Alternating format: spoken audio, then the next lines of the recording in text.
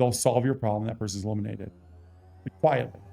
The government does it every day now, but they can go home and get their dick sucked and they can feel like they fucking accomplished something. Because you're blowing your money at the casino or at the fucking bar, womanizing. You're a piece of shit. That's what you are. Hello, everyone. Welcome back to Nothing Fancy. My name is Kevin Salinas. And actually, I wanted to ask you off camera, but we're rolling now. So is it Wier or Wier? It is Wier. Wier. Okay. I'm here with Greg Wier, author and entrepreneur. I want to start off with a quick story about how I found out about you. So about a month ago, I went into Vendevers and to buy a G-Wagon and found one. I loved it, drove it, and wanted to take it home the same night, but they're like, no, we have to clean it. We just got, it just got dropped off by the person who owned it, right? And so, I was looking at the miles, and the miles kind of stood out. 10,000 miles for a year. I was like, whoa, like, what's this guy do? He's 10,000 miles, right? They're like, yeah, he owns a bunch of stuff. He's, all over the country, doing a bunch of things. And he was like, that he was like, back in the 90s, he actually invested in an artist. And he's like, guess who that artist was? And I was like, I don't know. He's like, it actually ended up being Eminem. So I was like, no way, no fucking way. I was like, that's crazy, and just the way that he talked about you was so intriguing. I was like, hey, well, I have a show and I have a podcast exactly for people who are successful in life. And plus he told me you had other cars and all this, so I'm like, this is an interesting person. Right. And so I thank Ramon for reaching out to you and letting, connecting us. Right. And, so then I talked to you on the phone and just the way that you talk I was super invested and interested in it as well. Because, you can tell a lot by the way somebody talks. And so yeah, no, I think I don't think it was coincidence. But I am excited to have you on the show. And, so I want to start off by, hearing a little bit about your childhood, and just, what was your childhood like? I want to take back a little bit. Ramon was half right. Greg attempted to make it in the music business. And even with the help of Eminem, we did not make it in the music business. We had artists that came out that, sold records, but nothing to that level. So it goes to show you, even with money and knowing the right people, unless you got the grind, you have talent, you're not going nowhere. So I was fortunate or unfortunate to learn in the business of putting out probably 10 artists, a couple on a major label, and then still failing, even with the help of artists, one of many that helped us that were big names like Marshall, but that's, it just didn't work. You still have to have talent. And I think that stands true in any business. You can have as much money as you want or whatever, but if you have any talent, you don't have anything. And talent can be anything. Talent can be hard work. Talent can be whatever, but my story's simple.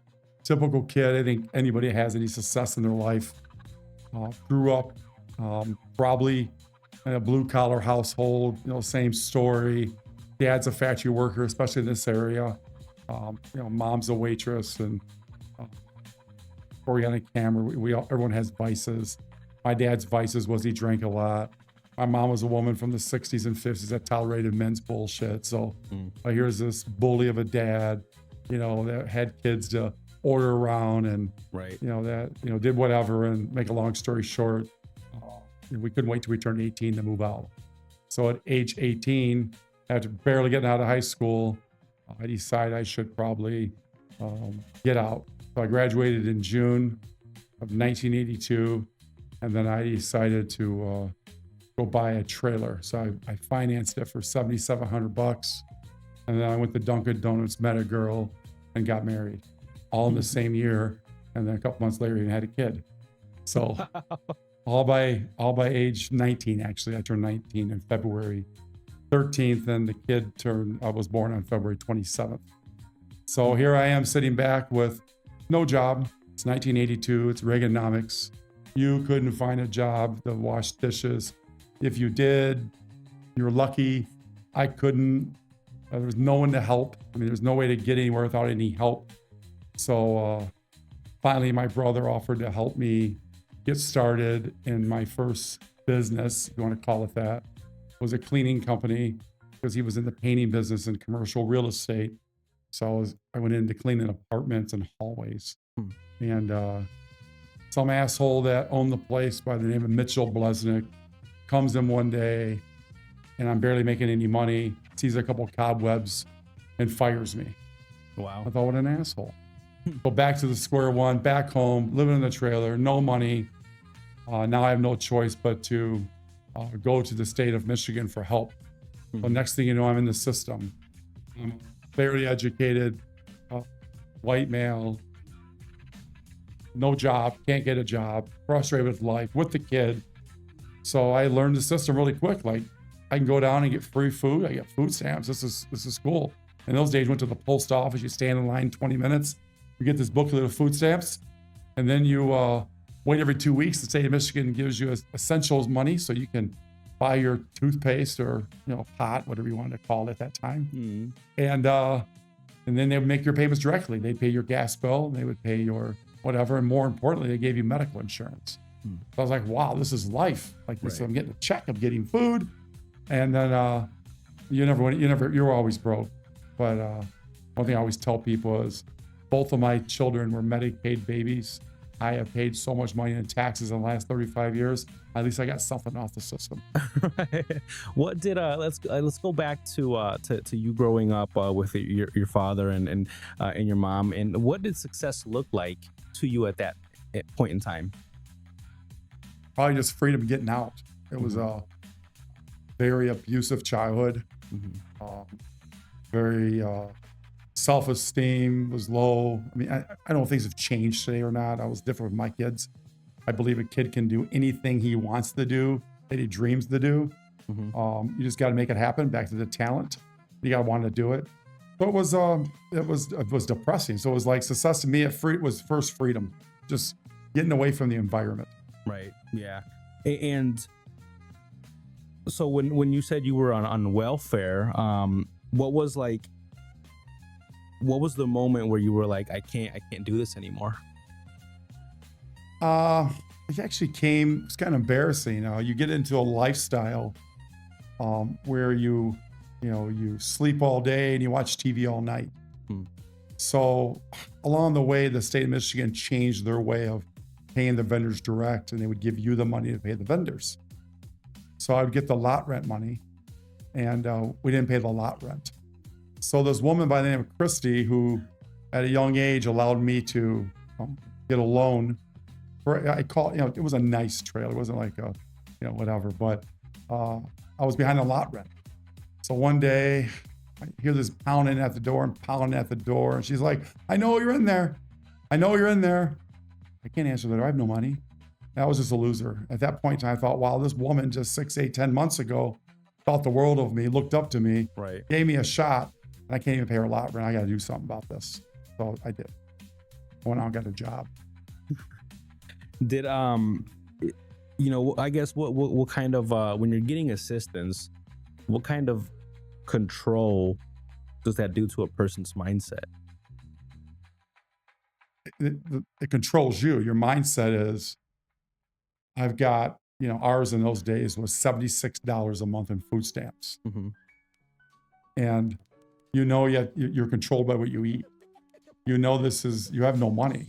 You can't go anywhere. You don't have gas. A lot of people will say, I say this all the time too. It's like, money's not everything. Bullshit. Yes, it is.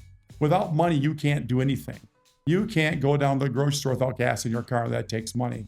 Right. You can't buy groceries without money. You can't have your funky date night without money. You can't do anything without money. So money is everything. It may not be the route to happiness, but you have to have it. Right. You have to. And you've talked about, having like that ghetto mentality, not as an insult, but as a trap, right? How do you know you were surrounded by it before you had words for it?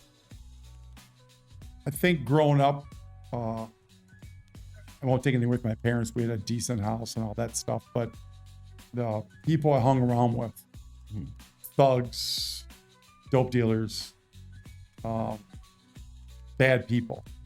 And then moving off into my own, into the trailer park, that environment just kind of borns these people. They're still there. You got the same type of people. So I think you hang around and you smell like it. Mm-hmm. So maybe I attract trash or trash attracts me. I don't really know. Mm-hmm. Before you know it, I'm hanging out late at night, partying, drinking, doing all those horrible things that make you part of the ghetto. Right. And then you manage things through, intimidation or violence, or it's kind of what you're brought up in. Mm-hmm. And then there was no way to, do things. You kind of get caught up in it. What do you feel like clicked for you that you were like, what am I doing? Like, I think more than anything, and I would say this to any parent, as a man, as a father, mm-hmm. you have a responsibility to your children. They didn't ask to be here. Mm-hmm. You put them here. You have an obligation. And growing up as a cool kid, knowing most of the problems were in the trailer park, that's where I found myself hanging out as a teenager. I didn't want my kids hanging out in the trailer park, or worse, living in the trailer park. Mm-hmm. The only way to do something about it. You got to affect change and cause. And I knew I had to change it. I had to cut it off. I did. So you get fired from the cleaning company. What do you do after that? After that, odds and end jobs. And then one day, in those days, there was no Indeed. You'd open up the Detroit Free Press and look for jobs. And every ad was security guard hiring. There was companies back there called Guardian then, and Nationwide, and a company called Burns International. So I went to Nationwide first. It was closer to my house. And they offered me 3 days a week, part-time at a hospital where I was born, ironically. And then I went out to Oak Park for an interview at a company called Burns International. It's a Borg Warner company back then, obviously worth billions of dollars. And I went in there and applied for a job. And because of my skin color, I was hired right away. I later learned the security industry is predominantly black. When a white kid walks in, 19, 20 years old, they want you. Really? So they immediately scooped me up, threw me in orientation, and I was hired on the spot. So I remember getting the uniforms, and I'm at the corner of 8 Mile and Greenfield. I call my wife's like, hey, I got this job, $4 an hour. And it was better than nothing. Right. I had to start somewhere. And I turned that into a massive fortune. What year was that? That was 1986. 1986. And that's 8 Mile at that point was very dangerous, right? I'm assuming. What did you and your wife think about the fact that you were going to 8 Mile security? Did you have any concerns, I guess?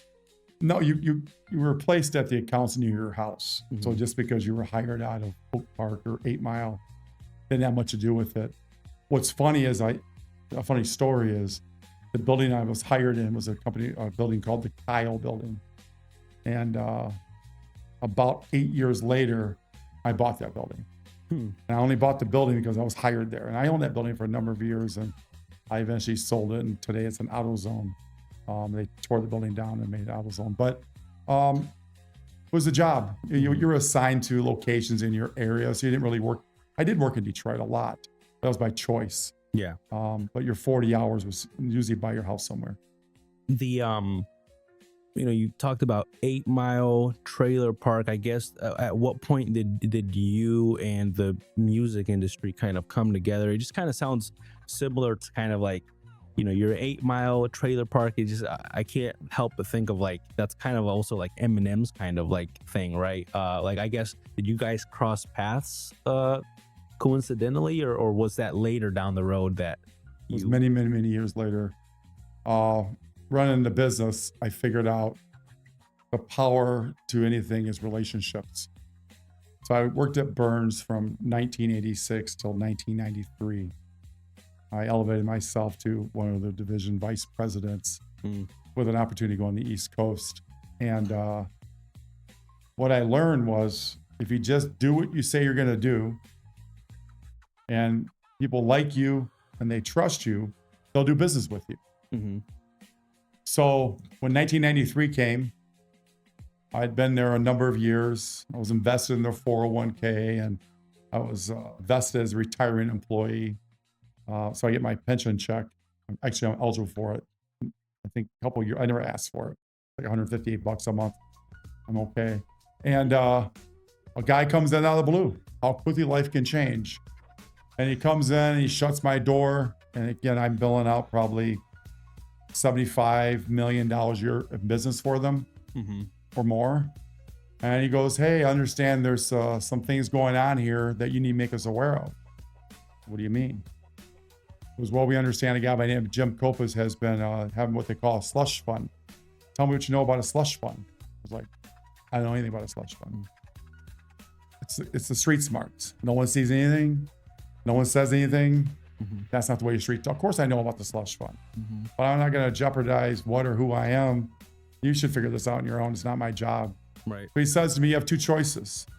Tell me about the slush fund, what else is going around here, or you're going to leave. I was like, I guess I'll leave. At that time, I was making 45 grand a year plus bonuses, which was like 10 grand a year. It's a lot of money.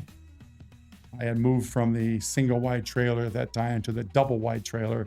Life was good for me. Right. And I'm like, so I had to walk out and just leave. So way out the door, he goes, leave your car keys. Now I don't have a car. But I never regretted the decision because I don't think you should narc people out. If it's your job, my job as a business owner is I got to be closer to my business to not allow those things to happen. Right. I got my own war stories, how many times I was ripped off over the years. But it wasn't my place for this guy that I broke bread with and did things with and whatever else. So spend the clock had passed that. He lands on his feet at a company called Smith Security. And lo and behold, he calls me to work for him. Fantastic. Now I'm making $100,000 a year. So because they didn't run my mouth, now I'm making 100 grand a year. And now I'm living life large. I get my first house. I buy a couple of new cars. I get myself in debt, the great American story. And nothing's forever. I was too young to know that at the time. And then once a leopard never changes its spots. Once a crook, always a crook. And this guy starts doing awful things at Smith Security. By this time, he's got us all brainwashed that he's the holier than God, like a Charles Manson, I think. And so he convinces us that we should leave Smith Security and start our own company. This is what we're going to do. It's 1996. And we're going to do well for ourselves. We're going to get rich quick and blah, blah, blah. There was like 5 of us bought off in this bullshit story. Yeah. And so he convinced me in particular to go, let's go take all these clients from Smith Security and we'll start our own. I'm like, yeah, let's do that. I have all the relationships. They like me, they trust me. It was just me walking to the door and asking for the business. It was that easy. Right. Well, what happens then? You get sued. So this moron hires this flake ass attorney while this big company has these law firms just kicking our ass. Yeah. He's always like, don't worry about it. We're fine. We're fine. Well, in October 1997, we were forced into bankruptcy. Our company was all but not. It still survived a little bit. Revenue was probably cut in half because clients didn't want to deal with us because of our bankruptcies and our issues and them being called to court and stuff. And so we were barely surviving. And then one Easter day, I decide that I should break into the safe upstairs in the Kyle building we're back at now, that we own at this time. And I go upstairs and I go with a friend of mine and we break into the safe. And in this safe is these checkbooks with this carbon copies of all the checks he's written into the hundreds of thousands. New car for daughter, computer, trips, hotels, tuition. He's trying to be an attorney.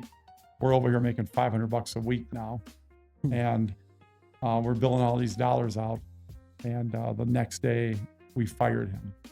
And a couple of us started our own. And that went really well. And then in 2002, it happens again.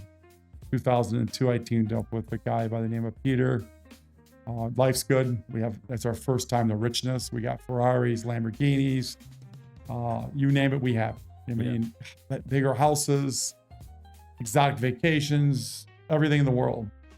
But there's 3 things that I agree in life you have to do. They have to be legally, ethically, and morally right. if those three things match, then we can do anything. And this piece of shit, in those days, we factored our invoices, meaning that we sold our invoices to a third party. We got our money right away, or 90% of it. And based how quick they paid, would determine whatever that 10% holdback we get back. So the company that was cash flowing, the company was a company called Dimmitt and Owens. And they're a big factoring company, or a bank, you want to call them for us. He had the relationship with a guy named Cliff Dimmitt who owned it. And Cliff would wire in about $150,000, $180,000 a week into our account, into the business account. And Peter found a guy out of Canada that he could loan, we're a bi-weekly payroll, he could loan the money to. And he'd go buy weed in Canada and bring it back to the United States and sell it. And then that weekend, he would leave his Escalade behind, or some other kind of property, as security, so he'd come back. Mm-hmm. And Peter was making like $30,000 or $40,000 a week. So he calls me into his office one day, and desk like this, and he pulls it out and goes, "Listen, I got a way for us to make money." And he's got money. I said, "Where'd that come from?" He tells me the story. I'm like, "That's that? You're full of shit. No way. That's short term. You're going to go to prison. No fucking way." I went out of this mess. So that didn't go over well. There's obviously more of the story, but the long and short of it is we broke up into our own guard companies. That was 2002. The Lamborghinis and Ferraris were in the company name. We decided to sell those. Mm-hmm. Him and I both had them. And now it's 2002. It's May of 2002. And back to square one. I got some business. I have no money. Yeah. Now I have to go to another factoring company. And at this point, you have connections, you know people in the industry. Of course, yeah, I know everybody. Mm-hmm. Yeah, I know clients in Fortune 500, Fortune 50s. Yeah, but I still need money. Yeah. So I was fortunate to meet a guy by the name of Joe Edelman, owned a company called Advanced Payroll in Cleveland. So him and his partner fly up to Detroit, and we put on this dog and pony show for him, but he liked us. He's like, "You guys." And this guy had more money than God. He goes, "I'm behind you, whatever you need." And really, with that guy's checkbook, I built a company from 2002 to 2005, billing out, I don't know, probably $35-40 million a year. Damn. And I thought, wow, now comes the music business. And you mentioned earlier, at that time, it was 2005. And it was just getting on the charts. Obviously, it's 2002. When I broke up, it was 2002. Mm-hmm. And like anything else, until you get into it, you think anybody become it. You Right. can, if you can become a rock or a rap star, so I can build. I have enough money now. Yeah. I'm billing out 35-40 million a year. I have no partner. It's all my money. I'm probably making $2-3 million a year. And I tried it. First one, epic failure. Second one, epic failure. All artists from Detroit? Yeah, Detroit area. Mm-hmm. Yeah, Yep. all epic failure. And then finally, I run across an artist by the name of Hush. And at that same time, 8 Mile had already been released. Ironically, we had done the security guard service for that movie set. That's how we started the relationship. And we did this guard service for him. Mm-hmm. And so Hush had a relationship with Marshall growing up. And then the scene in the movie of 8 Mile, they're in a music studio and a fight breaks out. And based on a fiction story, it did occur, but it occurred on a street. Mm-hmm. And some things that occurred between what he said about his girlfriend, which ended up being his wife. And then he knocked out Hush and broke his collarbone. And they didn't speak for a number of years. But now, because of 8 Mile, the stories break in. He's on every magazine cover and this, that, and the other. And so I thought, well, we got to fix his relationship. Like you said, I know everybody. So we can get into somebody, I finally get to his manager, and we get them together, and they squash the beef. It's over. We're going to be good. Well, what does Hush do right after that? He starts telling the kid stories about his mom and how bad she was and the drugs and this, that.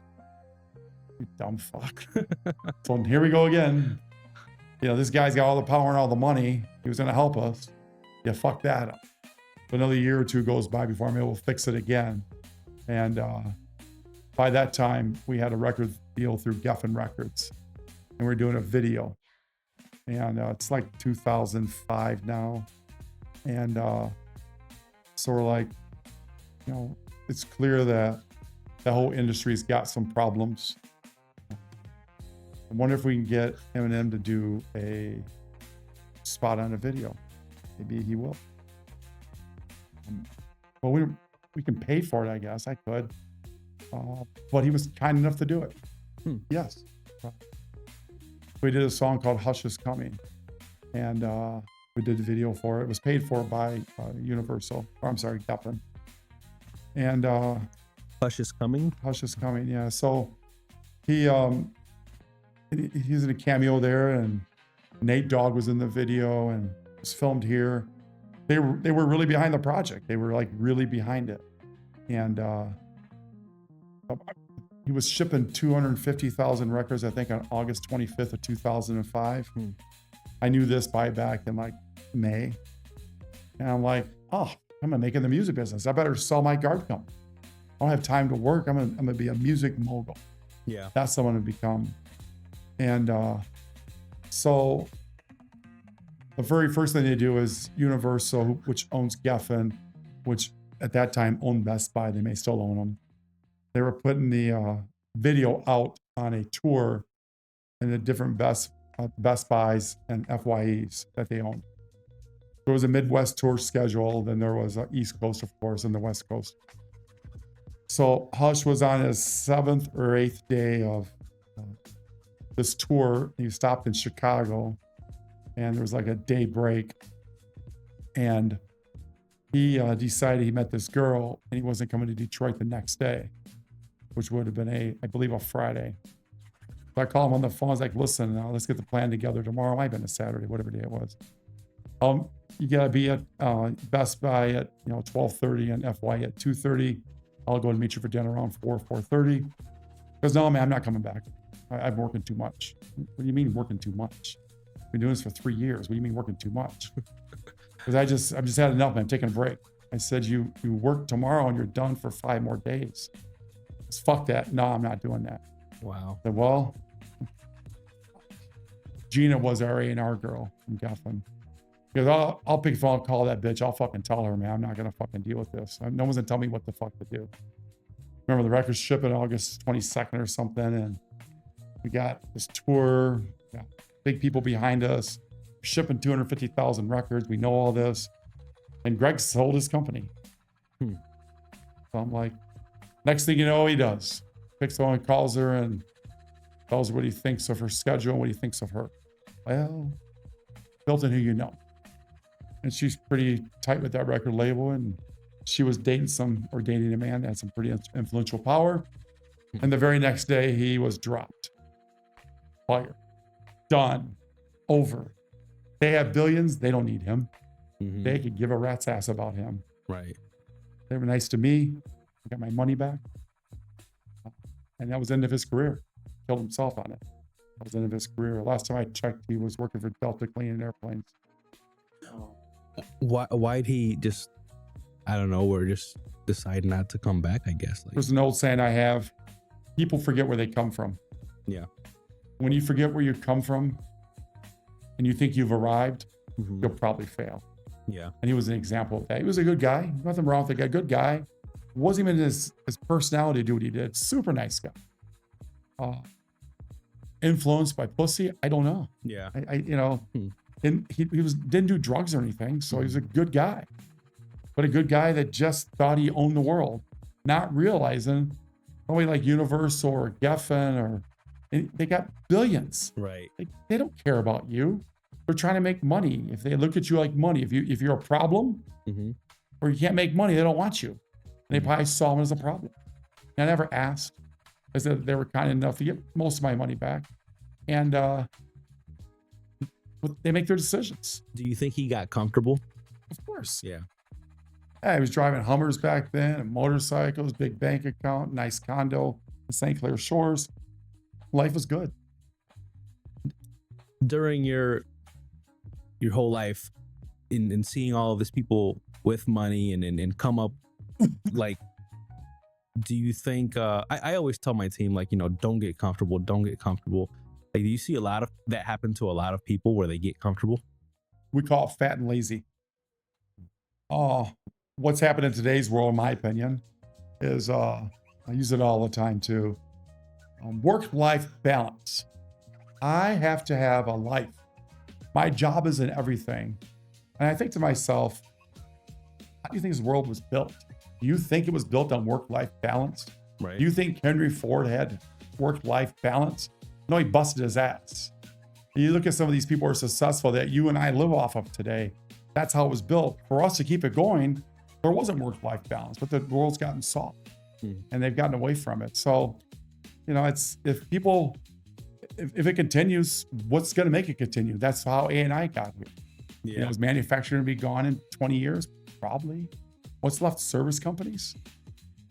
I mean, I think the what do you think about the thought of like work-life balance was an idea made by people who don't like to work? Because like, I love to work. I love to know that I'm producing and progressing. So I suck at work-life balance. But I like your thought process of like, you can't have work-life balance if you have big goals, right? So I guess like, what do you think about that, like, thought process of like work-life balance was created by people who don't like to work? I think the world, most people, I should say, arrive and they're happy. And they think they accomplish that because they're afraid of success. So they need someone to rely upon to pat them on the back every day. Our society today, because it's so fast paced, doesn't allow the pat on the back. It doesn't allow for us to say, well, we appreciate your good job. But they can go home and get their dick sucked and they can feel like they fucking accomplished something.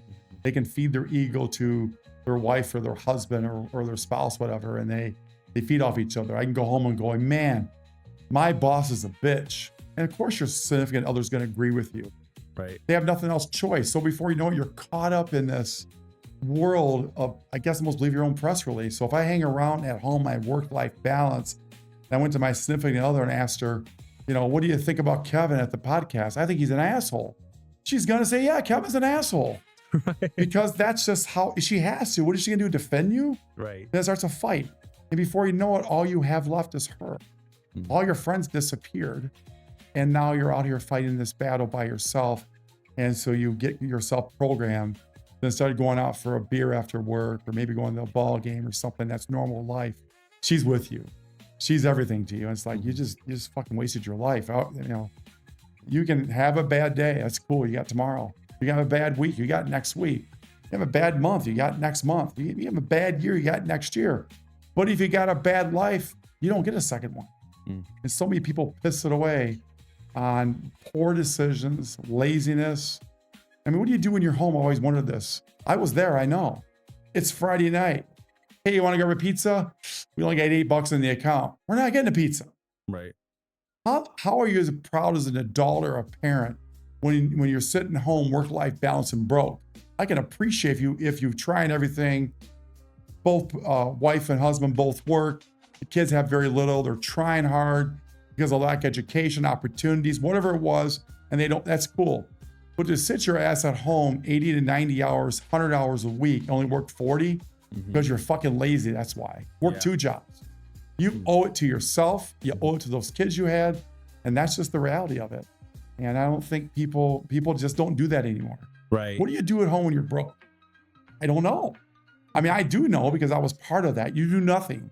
You watch a TV until they turn electricity off, or until it breaks, so you get a smaller TV, or you don't eat food, you have nothing in the refrigerator, and you drink water. That's not life to me. And that's what I think is interesting, because I believe there's just so many ways to go out there and make money, figure out how to make money. But people love to fill their mentality, tell other people with excuses. oh, this is happening. Oh, this is happening.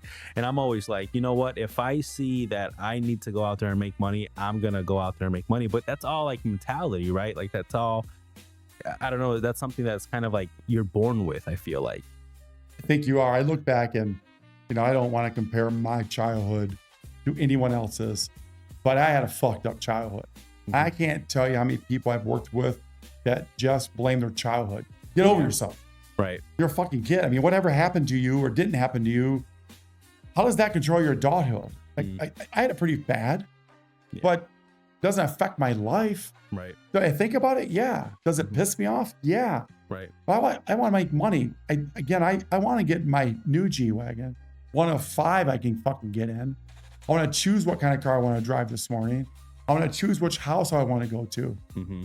I want to be able to choose what restaurant to eat at today. I want to be able to, not worry about my credit card being declined. I want to worry about how much money's in my pocket. I want to, it's just life. I want to make sure my kids are happy. I want to make sure my people that work with me are happy. Mm-hmm. I want to make sure I can make payroll tomorrow. I mean, I don't need to go home and sit there and cuddle or have date night. I don't have time for that shit. Or dwell on, this shit happened to me and yeah, or you're exactly right. Or I can dwell on, and there's setbacks every day. Knock your dust off, get back up. Mm-hmm. Every success is a failure. I have more failure stories than I do success. How do I learn? Through failing. Failing is your best teacher. Because if everything's a win, how do you ever learn? Right. And that's actually something that's changed with me personally as a businessman is, I used to look at failure the wrong way. I'd be like, man, like I guess I always felt like when you're growing up in poverty and, you feel like businessmen have it all figured out until you become one. And then you're like, and then you see other businessmen, you're like, motherfucker's a drug addict. He's, a drunk. He's, you realize that they don't have it figured out, but it doesn't happen until you get to that point of like where you're in that room full of other businessmen that you realize like, hey, you know what? All of these guys fail like I do, so you stop being so hard on yourself. That's a fact. If you realize that and you realize it's just a small setback, it's just an obstacle, overcome it. If you overcome those things, you'll do well for yourself in life. But people are the worst enemy. Don't kid yourself. People will find reasons why. It's their mom's fault, their dad's fault, their wife's fault, your fault, the boss's fault, the employee's fault, this happened, that happened. I mean, who has the perfect road? Nobody does. Nobody. Back when I first started in business, I would work 365 days out of the year out of fear of going broke and kind of going back to that same shit. And it eventually became discipline for me. Now it's just a habit because I just wake up and for you, is it fear or is it now more discipline as well? There isn't a day that goes by that you don't fear. Mm-hmm. You don't want to go back. You fear every single day of losing everything you have. But you tell yourself what you have is memories that nobody can take away. Mm-hmm. I think you have to, don't ever get comfortable. I think you have to wake up, fear. You got to fear. At the same time, you got to wake up to win. Yeah. I mean, realizing every day is not going to be a win, but I woke up this morning, it's going to be a win. Not all days are wins. Nothing's going to set me back. There's no problem too big you can't overcome. Health maybe would be the exception. Mm-hmm. If you're given bad news on health or whatever, then yeah, you can do your best at that, but you really don't control it. But short of that, what can really get in your way? Because if you have enough money or assets or whatever, or brains, you can make money. I mean, maybe you don't live in the big, nice house. You got a downside, you still got a nice house. Right. Maybe you can't drive G-Wagon. You got to drive a Mustang. That's okay. Right. Still a nice car. But you want to go back to driving a rust bucket that breaks down every day? You want to go back to living in the trailer? No. And how are you going to make sure you don't do that? Work hard. Yeah. Work hard and grow and do those things that make it happen. Work harder than the next guy. You have to. I'm with you. To this day, I work 365 days a year. I had one 7-day vacation in my entire life. It was in 1997. I typically leave Thursday through Sunday. I get back home either Sunday night or Monday morning to go to work. I land at the airport and I go to work every single time. I wouldn't have those fancy beach houses, those fancy cars, the material things in my life I have, if I didn't work. Yeah. I'm smart enough to know that. I'm not going on a 2-week Italy vacation. Fuck no. My wife and grandkids and daughter and son-in-law went to Hawaii. I paid for it during Christmas. I didn't go. I don't have time to go to Hawaii for 12 days. I don't want to go. Forget the $50,000 trip. I'm going to lose $200,000 going to Hawaii. Yeah. The drinks taste the same in Hawaii as they do here. And you'd go crazy probably, right? Yeah. I mean, constantly. My phone's on 24/7. That's just the way I operate. It's a drug. That's my drug. And it's no bullshit. You can call me anytime you want. My phone's always on. Times we talk to you, I answer you right away.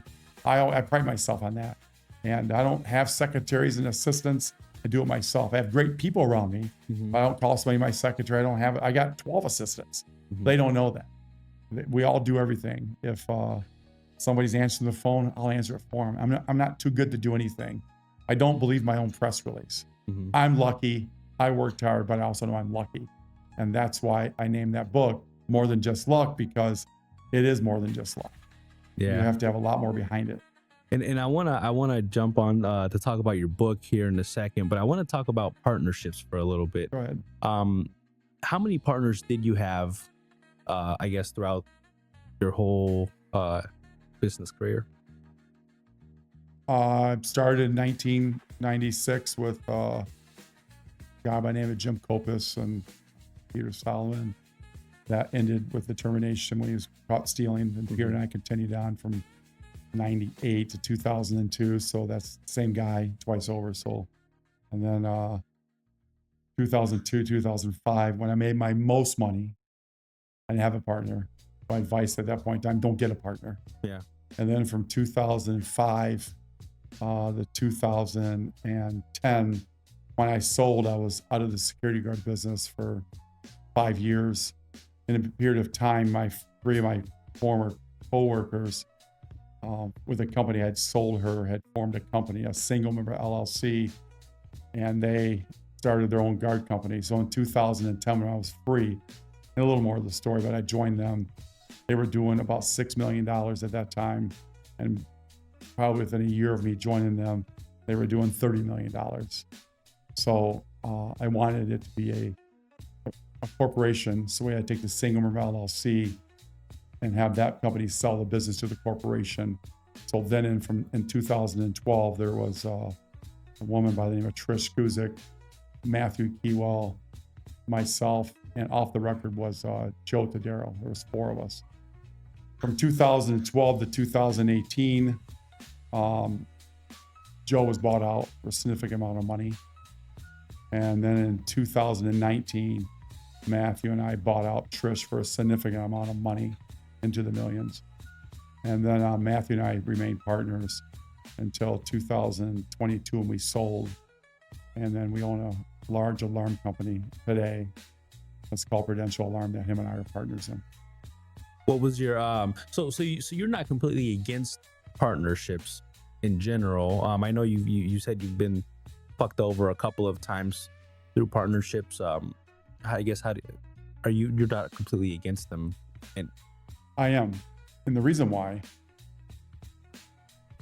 everybody has earned. I'm gonna say earned to me. That's the wrong word. We kept to the agreement and the terms, what we agreed to, and everyone got paid. Being a leader are hard to come by. Most people are followers. So what I found, I don't need a partner. I can buy talent. We're all very talented, but people's lives do change. And that my life never did change. My life's been the same for some of the times 18 years old. Drive, work, make money, do for others, bam, bam, bam. And I kind of want those same things from them, but it's really not fair to them. And you go in the world of Joe. Joe's life changed. He had a major heart attack. He went to stress no more, so we bought him out. Something changed. Trish was getting a divorce. It was the right time for her to be bought out. So we bought her out. Today, she does very well for herself. She's out there billing $45 million a year today in Chicago. Nothing wrong with that. And Matthew's life changed dramatically through some personal situations in his life, and he stopped coming to work. He just stopped coming to work. And it's not fair for me to go to work every single day, manage the business, manage the people, manage the problems. But yet every time we grow, I grew his wallet because he's entitled to it.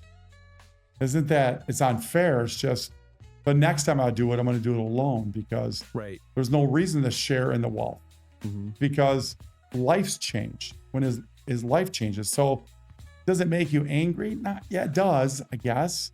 But I understand life changes, but your life can't change at my expense. Right. So your life changed, my thoughts changed. So as I go on to my next adventure, I'm allowed back in the security guard business next year in August of 27. I will probably purchase a company, I assume, to get a head start. Yeah. And I'll build it from there. But I'll have no partner. There will not be any partners. Greg Wier will do it by himself. If some of the people that's worked with me before, like a Matthew or somebody wants to work there, fantastic. I love everybody. It's just you can't be my partner. I'm not going to work 10 times harder than you to get the same amount of money as me. That's not fair. Right. And we're not talking about a few dollars. We're talking millions of dollars I gave away. It's okay. I mean, that's what we agreed to. Right. You're a man of your word, so you stick to your word, but not anymore. It's just like, yeah, I have my own animosity. We're not building you. We're building nobody a fortune no more. We're building nobody. I'm building my kids and grandkids a fortune. Yeah, I mean, it makes sense, especially if you're working 365 days, out of the year, and someone's just working, part-time or whatever. So random question, and you don't have to answer it if you don't want to, but what was your best year? How much money did you make your best year? My best year? 2022. $29. That's crazy. Yeah. And so now I wanna talk about your book, More Than Just Luck. How'd you come up with a name? This is your second or third book? First? Oh, okay. My first. Okay. How'd you come up with a name? Because you can have all the talents. You can have all the relationships. You work as hard as you want. That doesn't mean it's going to happen. You have to have luck. Yeah. So it's more than just luck. You have to have more than just luck. You have to have all things I just said, and you have to have luck too. Yeah. So a lot of people say I got lucky. Yeah. I had a one-hit wonder, or I bought into vitamin water and I got lucky. Well, no, it's more than just luck. Yeah. You got to see the vision. You got to look to the future. You got to see the opportunity, the possibilities, and you got to execute them. And you have to have the balls to do it. So it's more than just luck. I like that because I thought maybe people were telling you like, oh, you're lucky you have this, you're lucky you have this nice house, all these cars, or so tell me, can you tell us a little bit about the book? I guess how'd you come up with the idea? At what point were you like, hey, let me write a book? In my career, we were privy to a lot of confidential, privileged investigations. Along the way, I met a lot of bad people with big names. Pieces of shit, pedophiles. Obviously you're doing it for a check, and you would get all the words to it. So my first driving force was really when I'm done. I want to tell some stories. This is one of the first of 3 books, by the way. Okay. This is my first one. And there's reasons behind that. We get into those later, but so I'm able to tell some stories. It's a motivational book. The do's and the don'ts, the things that might happen to you along the way. When they do happen to you, here's what you do. Overcome the obstacle. Gives you sales techniques. It gives you problems and all that, but also gives you stories. And obviously I don't want to give it away here, but one of my couple nice stories was with a lot. I'll try to keep much as possible out, but I still remember doing an investigation for up in somewhere in Michigan, and this guy was getting violated by his doctor. We had to have the brain, the know-how, and the electronics to figure that out. And to make a long story short, due to our technology, We were able to put a guy in prison that was raping his patient. We were able to, I don't know if it had anything to do with this or not. There's a girls' home in Michigan that have been known for 30 years that abused girls and raped girls. Only one, here I'm writing this book, one escaped.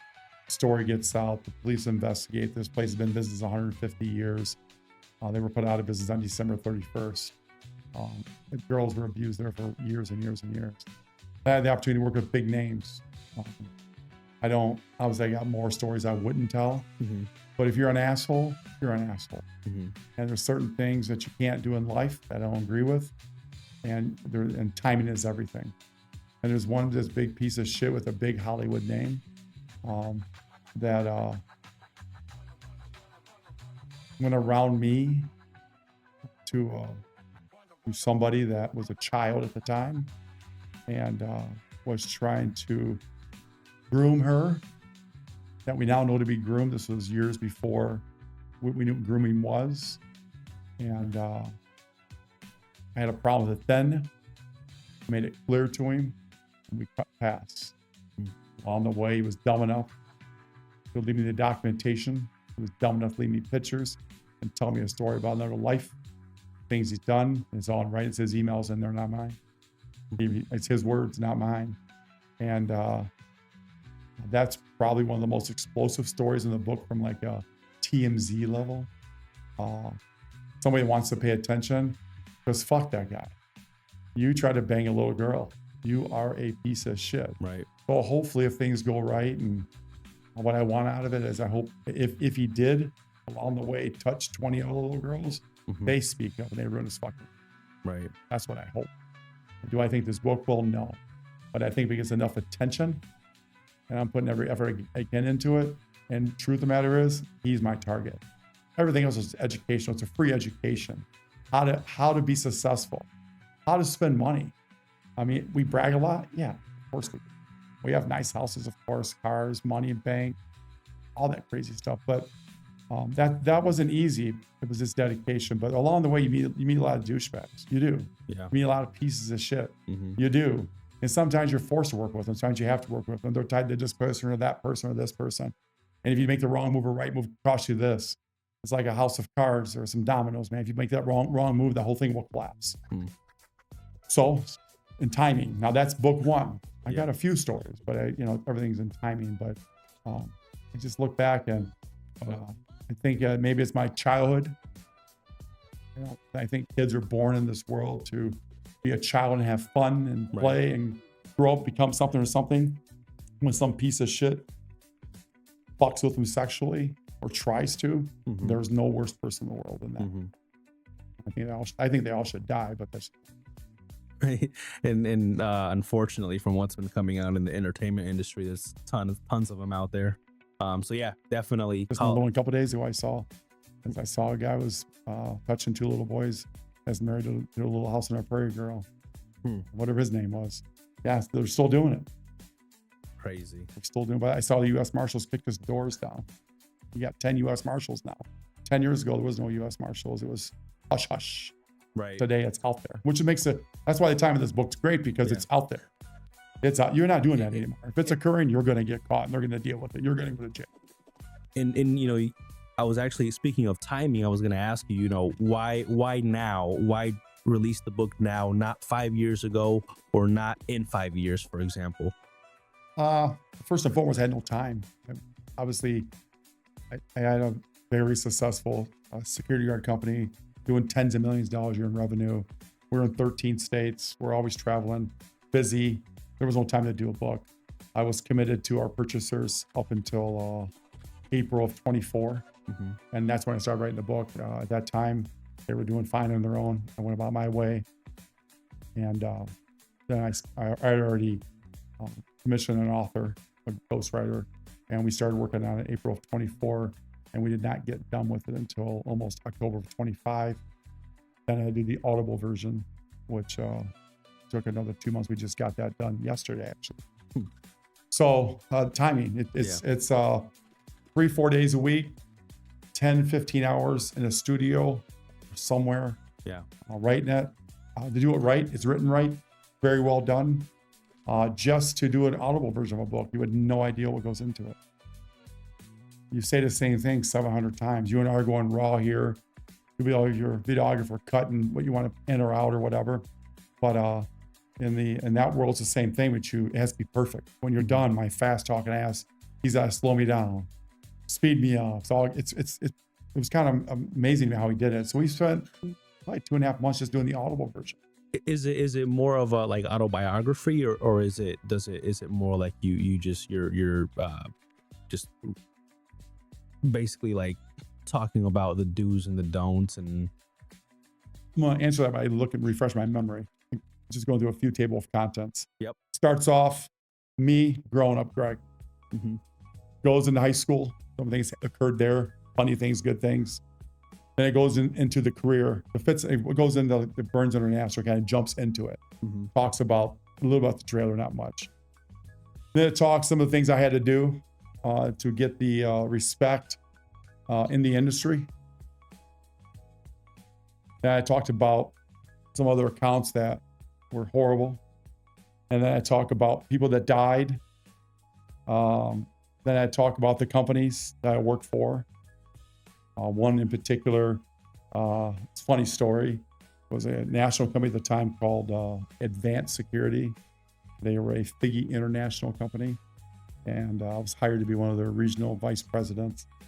And we're in town, and my boss is in town. He's got his wife. We're going to go bowling. And was making probably $140,000 a year. And on the way into the bowling alley, he wants to know if I want to fuck his wife. I'm like, no. Do you think she's hot? Yeah, I think she's hot, but I don't want to fuck your wife. 2 days later, we're fist fighting in a hotel room with the top boss because he has now started mistreating me and threatened to fire me. It wasn't because I was doing anything wrong. I didn't bang his wife. So that came out, and that ended my career pretty quick there. But then it talks about theft, some other things. But throughout the whole process, it goes through it. But more importantly, what I try to do is I consider myself a sales expert. I consider myself like a sales guy. And, when you have that, you try to give that talent. Mm-hmm. Sales guys aren't born, they're made. You have to be, what's sales? Sales is the art of convincing. Mm-hmm. But they still gotta like you, they still gotta trust you, and you still gotta do the job. Mm-hmm. And some people can do all of it, most can't though. And only a couple people can. So we talk about how to sell, we talk about relationships. That's the key to everything. I think the key to anything is relationships. We don't want to burn bridges. If you and I argue tomorrow, that's fine. We can go about our day. That's okay. We don't need to hit below the belt. You'll find that in there. That's the first time I've ever done it in my life. All the stories I know, everything, I don't hit below the belt. It's not worth it. I don't want to hurt anybody or anybody. We all make mistakes. None of us are perfect, including me. Mm-hmm. But there's some things that deserve it. The pedophile. I'm okay with that. Yeah, I'm going to piss him off. He'll probably threaten me. He'll probably want to kill me. Cease and desist or something? No, that's already been passed through legal. He can't do that. He can try, but I'll win. That's okay. I like how his you email's said, not mine. I want to keep asking you questions about the book, but I like what you just said about sales. It is the art of convincing. You think that's why people automatically don't trust salespeople, because they feel like they're getting sold or scammed or convinced into something that you don't want to necessarily do? Maybe that's correct. They're stereotyped. You and I, we go see Ramon at the dealership. We're already skeptical. Right. He's trying to really sell us the good example. He's trying to sell me the windshield for this car. And I said, how much is it? He goes, it's $3,500. Jesus Christ. No, I don't want it. So, and that car, actually, the other one, the one you got. Mm-hmm. So I declined it. In a month, I bought 2 windshields. I had to make claims. My carrier says, well, we got to go through this motion, that motion. And it took like 2 weeks. So I buy this brand new one. I had it one day, literally on the first day I got it. Poof, windshield. I call Ramon, picks up the car, it leaves me a car. Next thing you know, it's fixed 2 days later, it's back in my driveway, no drama. I learned that he's trustworthy. Yeah. But he had to earn that. Well, he didn't really earn it. The broken windshields earned it. But he's a straight shooter. He's a good guy. So you have to earn that with your customers. Not everyone's going to buy off you the first time, but you always need business. The number one mistake that salespeople make is they take a job, they bid on it, and they don't get it, and they walk away and never go back. Yeah. You're going to need business next year. We're here for the long haul, right? You didn't find out why you didn't get it. It's not being a pussy, not asking. What happened? Price too high? I talk too fast? I not wear a suit that match? I don't know. Tell me what happened. Yeah. Or just tell me the truth that somebody had a relationship with somebody else. Once I figure out why I didn't get it, next year I'll get it. But that's kind of what it talks about. It talks about, sales is, think of all the good people you know. Good salespeople do you know? I know about 5. And that's a long career of 5. Yeah. I know 100 salespeople, but only 5 are any good. Yeah. And you got to be dedicated to it. You can't, what's the number one mistake people make? Yeah. You want to go to a baseball game? I can't tell you how many times I've been fortunate enough to have season tickets to every major sports team in Detroit. I'd bring a team with me, and we would take one customer, his wife or his kid or something, to say a baseball game. We have 6 tickets, nice tickets. And I got to get out of here, 7th inning. I'm going to take off. Nice seeing you, Joe. What? The party don't end until he's ready for it to end. Right. He may want to go to the casino afterwards. He might want to grab a beer afterwards. We don't know. We want to make sure he gets to his car safe. Yeah. We want to shake his hand when we leave. They fucking miss it because they have to be home by 10 o'clock because the wife's going to chew their ass. Yeah. No, that client will tell me it's time to go home. Little things like that. Like, it's the end that matters. The end matters the most. If you had a great time at the game, but you left in the 7th inning, you missed the end.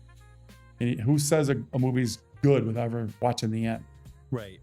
In every meeting, everything you get into, every situation, it's a movie. Stay to the end. But too many people watch the clock. Oh, I got to get home, put little Johnny in the bed. You're a good dad and get Johnny money because you can do more things with Johnny on Saturday. If you make enough money to take him to the baseball cages, maybe you can afford to let them hit 30 balls versus 10 because you're a broke fuck. You're lying to yourself. You want to go home and kiss your wife's ass, and the pussy don't change. It doesn't. It doesn't. Why? But the people do it. I see it to this day. I got a guy that just quit his last week, making $128,000 a year. Crazy. And his reasoning was, I got rid of another sales guy and I didn't tell him. You don't own the place. I do. Why do I got to tell you? Right. Well, I'm trying to develop my team, my energy. And I was talking to my wife this week. Okay. Because she knows a lot about my business. And I threw him out that day. His 2 weeks notice became an hour and a half notice. Okay, you talk to your wife. You should have called me on Saturday and told me your problem. We would have worked it out. I'll hire somebody else. So $128,000 a year, car and full benefits. Jeez. And he wasn't that sharp. Right. So he's gonna make 80 somewhere, or 70 or 60. Just because you didn't tell him. Because I didn't tell him. That was his reasoning. What was the motivation behind the book, and at what point were you like, this needs to be written down? They say that in your life, I think this is true, that if you go into the next generation, let's say your in my age, grandkids, kids, most likely your pictures won't hang on the wall because you've been forgotten about. One thing for sure, your grandkids, kids, they won't know who you are. Either they're still poor or they got your generational wealth. They don't have your knowledge. So I really was careful on knowledge in that book because that book will never go away. That book will always be on the internet. That book might still always be for sale. That book may be where it's always going to be there so somebody can dig it up. If you read that, maybe a great grandkid, 50 years from now when I'm long gone, will pick that book and go, wow, my fucking great grandpa was a mean motherfucker. Because I was. I was shrewd, still shrewd. I was always fair. This is how he did it. That's how I'm fucking driving this Porsche. Because of that motherfucker. Because before that, they were broke dicks. Yeah. Now look at this. Look at our life now. Without him doing what he did, wouldn't have made it. So my number one goal is to make sure I live past breathing. Mhm. That makes you past breathing. And that was important to me, and how to do it. I don't want to get just too many how-tos around there. Mhm. I have another plan for that. I'm fortunate enough from being in the media business, in the music business, to be surrounded by good people, and doing stuff like this is pretty normal. Yeah. So we're going to go more in depth, motivational, teach sales, how to get people to like you, all that good stuff, in the weeks and months to come, and we'll have our own channels and stuff like that. So by doing that, we'll be able to get more that still be around. So it's kind of the same reasoning. Mhm. But doing that and keeping it comical, one good feature about sales that a lot of people miss because they're dry, because they're worried about everything else in life. They have no humor. Mhm. Humor sells. Like, fucking humor sells. I can make fun of anything. Mhm. And these stiff fucks get up every day, have to have their cup of coffee, and they're an asshole to everybody for the first 2 hours. And throughout the day, they got to call home 14 times, and they got to talk to little Johnny 7 times because he flunked the fucking test. And he has to go home and he burnt up the hamburger, tastes like whatever. So, the point is, you were able to carry that on, and that's the, the gist of it all. It's there forever. What's the biggest thing people misunderstand about your philosophy that more than just luck can finally let you explain? That they misunderstand. Yes. I think people generally think I'm crazy because they wouldn't do what I do. Mm-hmm. They'll say to you, I would not work the hours he works. I don't really work. Where do I go? A football game? Baseball game? Las Vegas? Best restaurants within 100 miles of here? Mm-hmm. That's what I do for a living. I problem solve. I have people that give me the problem. Why wouldn't you do what I do? My phone rings, I answer. Mm-hmm. This is the problem. I already had it. But they'll lie to themselves and say, he works all the time. I don't call going to a baseball game, getting half fucked up and gambling the rest of the night working. Right. I tell my wife I'm working because it sounds good. But she knows the joke. But that's not work. Mm-hmm. There's people right now at Ford Motor Company picking up tires, Mm-hmm. putting them on trucks all day, every day. I'm not doing that. That's work. Right. I'm not working. I'm using my mind. I'm not. What's a phone call? Who cares? What's a game? Who cares? Who cares? It goes in extra innings. An hour? No place to be. I got a cat to report to. He gets pissed off and I get home late. That's about it. I love how you said, that's not work, because kind of going back to sales, it's just they think that picking up the phone, calling people, talking to people on the phone is work, and it's like, I'm like, that's not. No. Like you said, someone at Ford picking up tires, that's fucking work. Yeah. Yeah. What truth about the book do you think is going to make people uncomfortable, or can make people uncomfortable?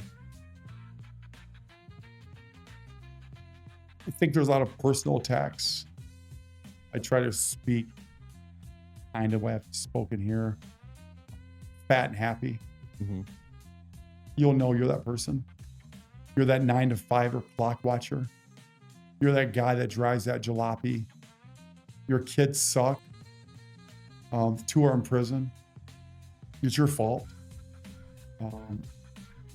You're a shitty kid. You're a shitty father. Here's why you are. You lie to yourself that you want to be home for your kids, put them in bed. You don't want to be. You want to go home and drink a beer, you're lying to yourself. I spell a lot of that out. Yeah. I like to be brutally honest, Mm-hmm. and that book's brutally honest. And a lot of them will, because of that, people are going to hate you because he's such an asshole. What's he mean? He's not perfect. No, I'm not. I speak wholeheartedly. I always said I was not the best dad in the world. I was a good dad, wasn't the best. But I'm willing to admit that. But I guarantee I never laid a hand on my kid. I guarantee they're two great human beings today. Right. Mm-hmm. And that's what matters to me. And I bet you I got anything bad to say about me. Mm-hmm. I didn't do anything wrong to them, nothing at all. They were happy. They were kids until they didn't want to be kids no more. And they grew up with the best. They had Escalades and Porsches and Lamborghinis and fucking big trucks and small trucks and clothes and designer handbags and you name it, they had it when they needed it. that made them who they were. Without me doing those things, they couldn't identify themselves. Your kid's still wearing fucking Levi's because you're blowing your money at the casino or at the fucking bar, womanizing. You're a piece of shit. That's what you are. So I call that out a lot. That's what I do. So I guess that kind of answers my next question. I was going to ask you, who do you think this book is not for? Half the world, sensitive people. People are so fucking sensitive nowadays. Like, so if you're sensitive, probably shouldn't read the book because most likely I'm targeting you. Most likely. I mean, I didn't even know you, but you're gonna be, I'm that guy. Because men are pussies. They really are. If you think about it. I mean, my dad wasn't a great man. My dad went to work. My dad made sure the bills were paid, even though he kind of sucked at it sometimes. He knew he's the breadwinner.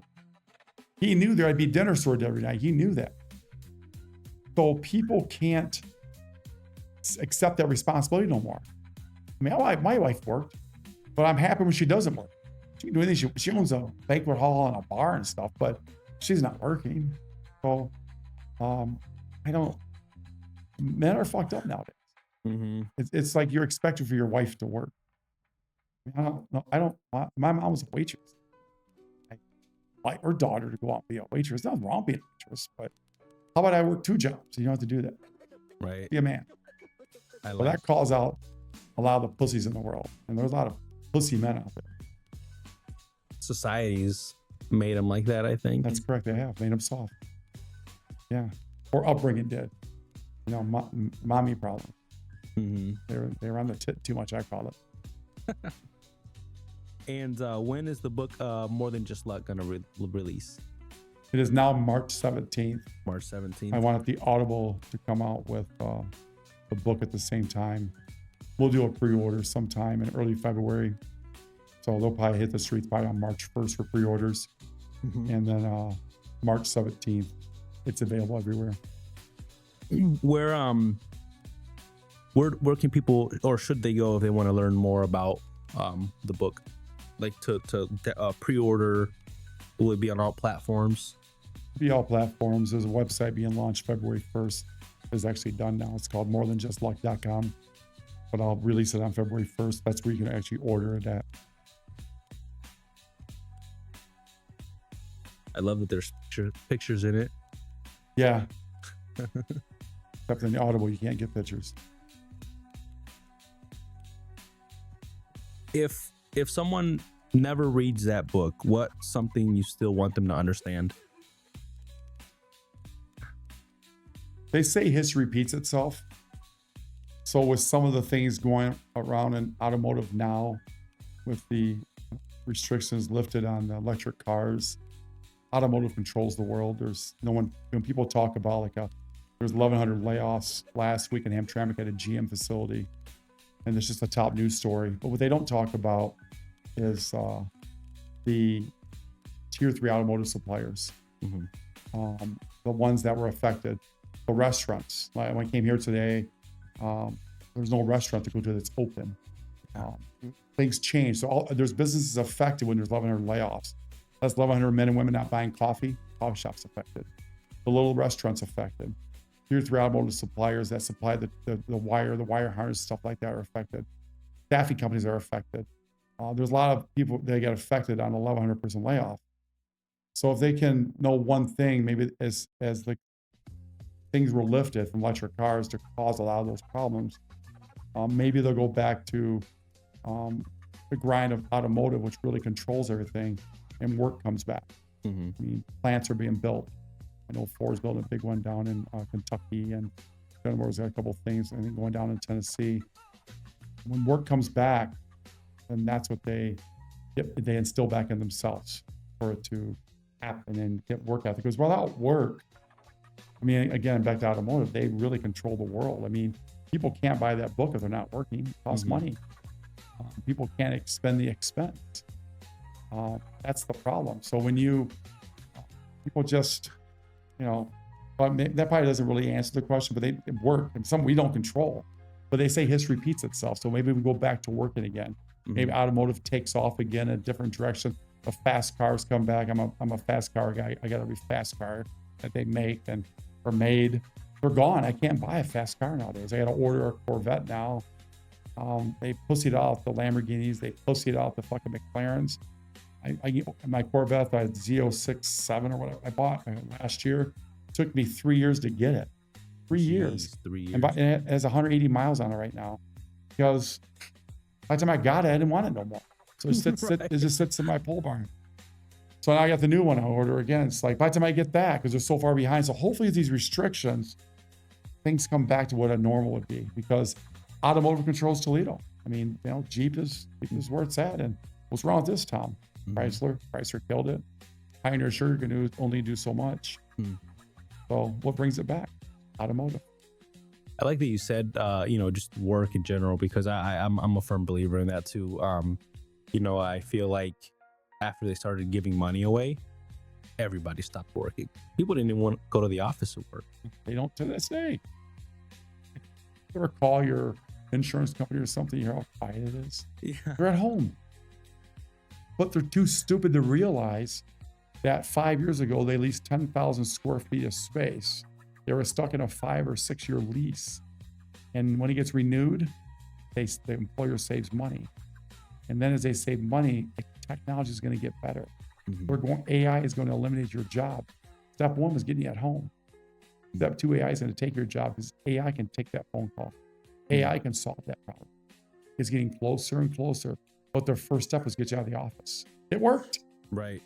I had people tell me, to this day, go interview for a job. We're always hiring salespeople, and they'll go, "Oh, I can't work from home." I never believed in it. When COVID happened, we were fortunate enough to own the building. It was a 9-story high-rise in Taylor. We opened up a daycare center for the girls that worked for us, had kids. We put cameras in, they could watch their kids, gave them food, all that stuff. And we never closed down. We never did. And but all the pussies went home. And honestly, who wants to stay home all day? You're fucked up. Right. Like, who don't want to leave their house? Right. So now you're just stuck in an office, acting like you're important. So what? You can scream and say, "Yeah, you better do that now," so you're impressing your kid or your wife. I don't know. Working from home it's got to be the dumbest shit ever. But that was step one in the future to get you out of the office. They decrease the real estate space, get rid of that. AI takes over. You're now fired. We don't need you. They fell for it. They're stupid. Yeah. And people are stupid. I know so many people work from home. I just laugh about it. That's super interesting. What industries do you think will be affected first because of AI? I mean, I know some are already getting affected, but I'm saying will tank basically, I guess, for probably like the mid-level project managers, whatever each company calls them. Ones I just described. Let's say you call Blue Cross this morning. I mean, you've got a question on your medical insurance or Medicare. That AI robot can take care of you. So that person's now working from home. Again, you can hear. And they'll solve your problem. That person's eliminated. But quietly. The government does it every day now. Donald Trump's made the bad guy. But AI is replacing those positions. The government's getting, they're getting the best AI that's available. So you hear, Donald Trump's laying off, 1,100 people at the IRS. He's not laying them off. There's still 300 million taxpayers. AI is running that now. You're still going to pay your taxes. Right. Well, that's what's going to be like first. The mid-level managers, those problem-solving people, because the robots will take over. I mean, you can have an AI girlfriend nowadays. You don't need a girlfriend. You just get AI. And they look just as good as any girl on the streets. That's the future. Why do you need employees? That makes a lot of sense. The I just had a question. Oh yeah. The as a businessman, as an entrepreneur, do you think there's what industry do you think is going to open up because of AI? Like, do you think I've thought about this, like, if you have say 10 AIs, I don't know what the fuck they're called, 10 AIs, right? That you open up this company that answers the phone for a certain company. And I guess, do you think more of that type of industry will open where like a human owns like 10 AIs that answer phones. Of course, it's occurring now. Take our business, take the alarm electronic business. Mm-hmm. We're just now getting into the world of, we can take your security guard that checks in the truck. I can now have a robot do that. So you're paying out, say, one guard around the clock at $30 an hour, let's say. That's $5,000 a week. That's $250,000 a year for that guard and that guard check. Not count holidays, PTO time, vacations, none of that. As a customer, you're spending $250,000. I can sell you a robot for about $180,000. I need about $10,000 a year just for maintenance and upkeep. So for $190,000, $60,000 cheaper than your guard cost, the robot will not make any mistakes. He's not going to sleep. He's not going to walk off. And you're saving money every year. Actually, you're saving money. He's paid for year one. So in a 5-year plan, you saved $1 million. Some of these plants have 10, 12, 15 security guards. I can have these plants where that's when those Jeeps come off the line, there's people that patrol those car lots. I have robots that can patrol those lots and detect any intruders and call the police and videotape stealing the car. And again, they don't sleep. They don't walk off post. So my art of selling and the art of convincing you is to give me $180,000 up front. I'm going to save you $1 million in 5 years. It's better today than it was 3 years ago, but I still think that's about 3 years away before it becomes you picking up the phone as a customer going, hey, I need to get my information on a robot because everyone else is doing it. So we have one in our office. Her name's Rosie. Really? Yeah, Rosie does anything we ask her to do. I ordered a dog, a robotic dog. Yeah, as soon as he's done, he's going to follow me around. I'm going to show him off. He'll get in the car with me. He'll open the door himself. He'll hop out himself, and he'll walk up and talk to you. And then you'll find out that dog can be your assistant. You can tell him to go make a copy for it, and he will.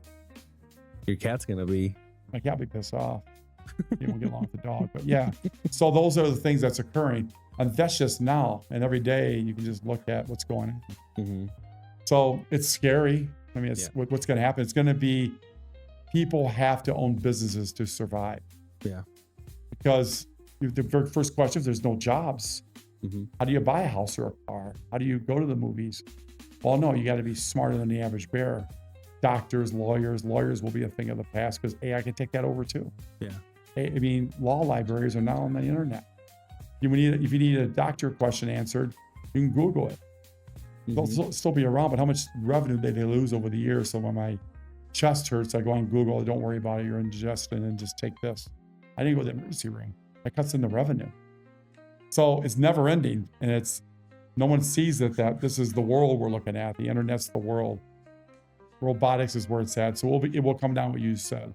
You better be the person with an AI company that can get 10 companies to answer their phones. You better have the 10 AI robots or a repair service that can be middle level managers that you paid X dollars for. And I think you'll make more money because the human comes what?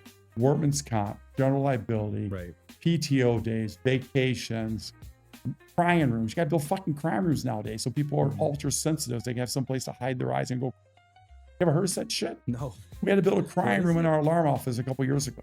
Really? Yeah, I closed it down since then. But that was the times we were in.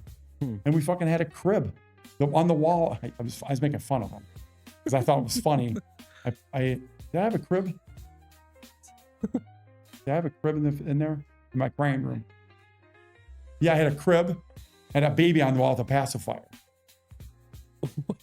Because, I also had the soothing chairs in there too, and the light that I was suggested I get because our therapist and our company that recommends how we give people a better environment. So I did. So I built it. I was a dick about it. Put the crib and the baby on the wall with the pacifier. Did people actually use the crying room? I don't know. I don't know. But I was able to, at that time in the life, I was able to, our proposals, selling to a customer, we call it sensitivity rooms. I had, because that's the times we're in there. I had to change with the times. Yeah, AI is such a, when you look back at just how life has evolved from shit when they come out with Apple 2006. Mhm. 10 years prior, was there even cell phones? There was. I had my first cell phone probably in 1989. A big bag phone. You plugged in your cigarette lighter, and it works sometimes. Like you've lived a life where you've seen some crazy evolve, like Oh what's yeah. the evolution, I guess, for humans from them phones with the fucking cords Oh yeah. or pagers, right? Before Oh even yeah. Alpha pagers, beep beep. Oh, you have tone pagers. It was tone pagers. A certain tone might call your office. Another tone would be like call you. And then they went to the two-way radios. That was a disaster with Nextel. Mhm. And then people would be getting divorced every day. Hey, honey, what are you doing? You're sitting with your wife or some shit. That was kind of funny. A lot of horror stories there. And then nowadays, everyone's got a cell phone. That phone's everything. We all knew it. Opens your garage, opens my gates at my house. It does every single thing possible that phone does. Like, what the hell? Where do you see technology, AI, or even just society in general going? Like, where do you see us in the next 5-10 years? I don't know. It's scary. Who knows? Who knows? I mean, who would have knew that they could have a spaceship 5 years ago go to Mars? Right. Where'd that come from? Mm-hmm. Who knew we'd have our first trillionaire? Where did that come from? Right. I mean, where does it go? Who knows? Mm-hmm. My bigger question is, what do you do with like big office buildings like this? Yeah. What does the landlord do? Who's going to come here? Mm-hmm. They'll all become computer storage centers. But that's industrial space. Instead of getting $30 a square foot, they're going to get $4 a square foot. So how do you pay the property taxes when they're assessed at 10 times the amount value of what they're going to be worth in, say, 5 years? Because that's the only thing they're going to be good for is servers. That's all building. Everyone's working from home in AI. Right. It's the work from home is going to be AI in an office building with the server. That's it. So what happens then? All these data centers are being put up.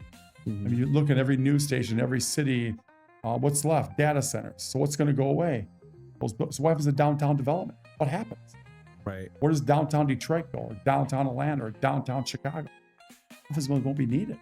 They're building data centers to replace them.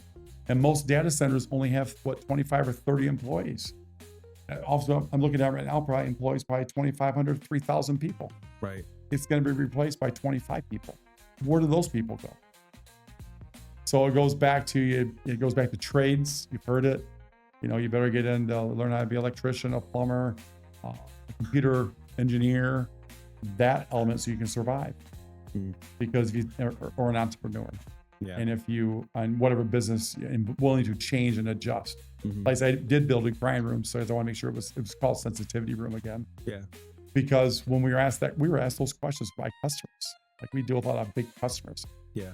They asked the question, like Dan Gilbert's business down at he owns Detroit. They have sensitivity rooms. It's a big thing in their business.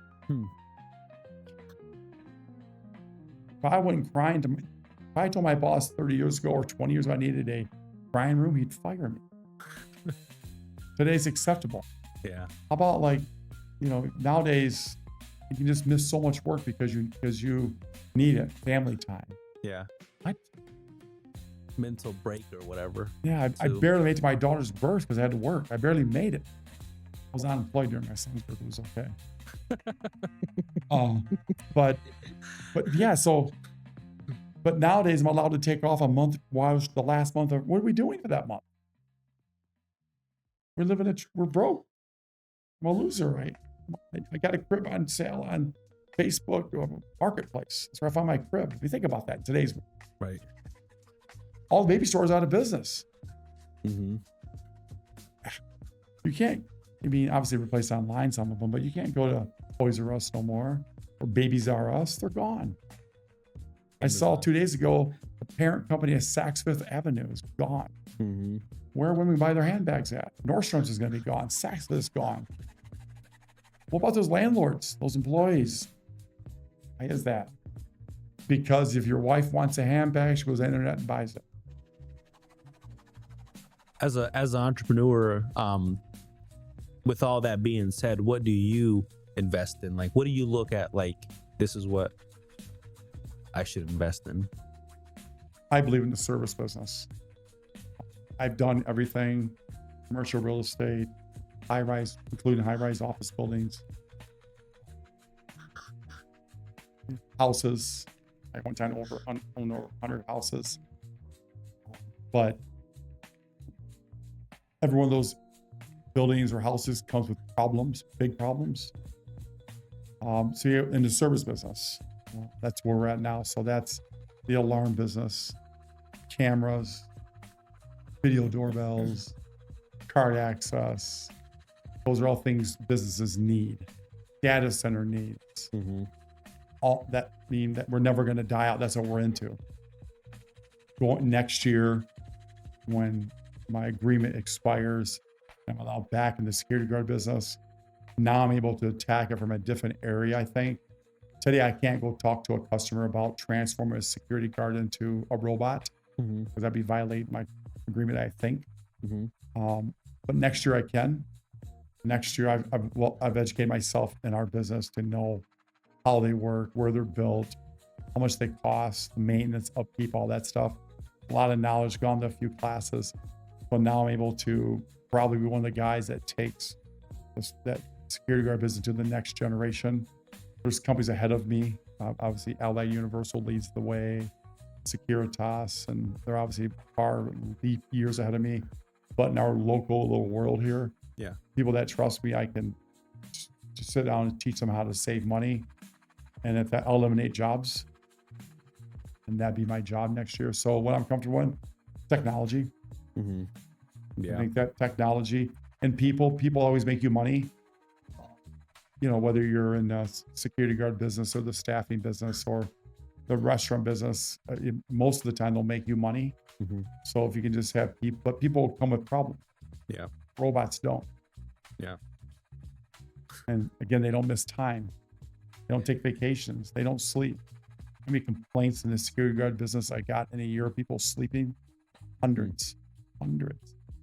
There's no way to control it. Right. I've never had a complaint of a robot sleeping. Rosie never sleeps. You walk in her office at midnight, Rosie wakes up and talks to you. How long did you wait for Rosie to arrive? How long did you pre-order her, I'm assuming? Yeah, it took about a year for her to come in. My dog's about a year and a half out, but the dog I'm getting isn't just a dog. It's a well-advanced dog. They sell bullshit dogs on the internet, but my dog is gonna be like a dog. Shit, I forgot what I was gonna ask you, but the that's why I write them down. I just got so many questions for you. It's how has AI affected your industry? Well, in my industry, I sold my job in 2022, so it didn't affect my bread and butter.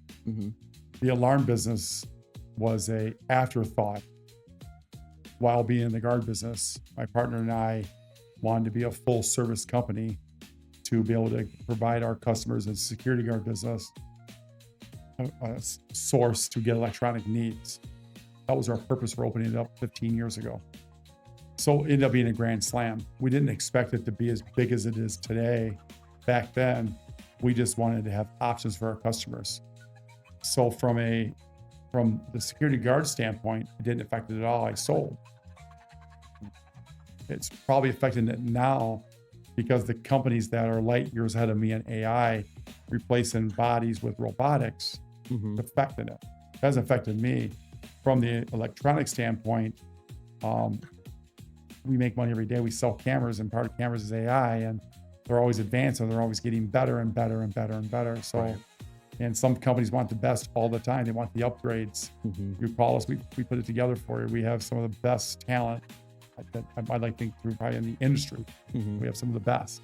And those are the guys that go out and kind of like a doctor tells you what's wrong with you. Our guys go out and tell you what's wrong with what you need.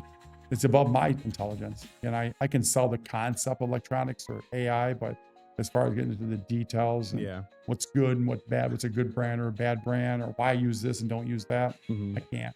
Yeah. I don't have enough experience with to do with it, but our guys, Mhm. and they do a good job with it. The this is the random thought. Did you invest in Ring? And what? Ring, the door. Oh, Ring doorbell? Yeah. No, I never did. First of all, Ring's owned by Amazon. Yeah. We don't sell Ring doorbell cameras. And the reason why we don't sell Ring doorbell cameras is because we can't make any money. Ring gets 100%. So we sell competitive items that Ring does. And we get the $7, $8, $9 a month that you pay that we're allowed to get every year or every month. Ring doesn't allow you to make any money. So what they do is they put Ring at Home Depot and you buy them for $149. But the difference is they're good for a year. Ours is good for 2 years. And if you go to replace it, all we want in our world is what we call RMR, recurring monthly revenue. So what we'll give, it costs like $150, $200 for a doorbell. We'll give you one. It's just a 3-year agreement at $9 a month. And fine. With Ring, you're paying your $150, $200, and you're still paying $9. Right. The racket. So, Shark Tank turned them down. You know that story, right? So, so then Amazon picked them up. Genius. Yeah. So now I wish I could invest in a Ring, but there was never an opportunity. I'd watched Shark Tank, and I would have thought but who knew? Right. Who knew that everybody? We know people are nosy. I mean, you can't. Right. I mean, your neighbors look out all the time and wonder what's going on, or think you're a dope dealer or whatever. But people really want to be nosy. And now with all the bullshit going on, they got the Ring cameras, and police love it because they're part of investigations. Solve a lot of crimes with them. Yeah. I had one at my house. Why not? We're gonna be wrapping up here soon, but I do have a couple of more questions. So you said this is the first of 3 books. What is can you give us, I guess, a concept of what the next 2 books are? Because this one, from what it sounds or looks like, it talks about your story, what you've been through, talks a lot about motivation. What are the next 2 books like? Along the way of building company, I built a lot of great people. Made a lot of people very wealthy. And a lot of those people, well, some of those people are still around. Why others went on to be your competitor. Others went on to be your enemy. I have a philosophy that really is really strong that today's friends are tomorrow's enemies. Most people have motive. When they meet you, or they say you want to go get a dinner or a drink. In today's world, they're recording you or some bullshit. So the next one's gonna be real life stories about how people are fucked up. How close people, including family, for the mere sake of $1 or a job, will just turn their back on you. Yeah. And with real life experiences, a lot of true stories that will be to hear them. I left them out in this book because the people who bought me have the right to make money, have the right for their what they purchased, and I don't want to do anything to disrupt their business. But what I want to do is some of the people that I built, a fortune for, just literally turn their back on you. It doesn't factor. You don't think about it, but it does piss you off, because truth is, without me, you wouldn't be there. Right. And don't talk shit about me. You can not but don't say anything that's lying. I'm not gonna lie about you. Don't lie about me. What that does, it hurts your credibility. In your entire life, you build your credibility. It's all you have. When somebody tries to break that down, if I do something wrong and you want to talk shit, go ahead. If I did something to you that's true, then do what you got to do. But when it's not true and you tell lies, then I'll go back on the attack. But I'm probably 10 times smarter than you. And I know I'm 10 times richer than you, and I'll fucking bury you. And that's what it's about. So the only way, and that's really what number 2 is about. And number 3 will be the end. Number 3 will be, I'll call it a wrap. It's, I'll recap probably some of that book, the second book.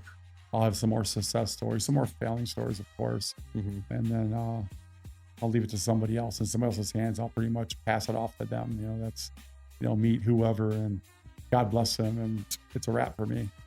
And I got none but stories, and I could go on. We could talk all day about stories, adventures, and everything else. But really, it comes down to if people just do the right thing and work hard.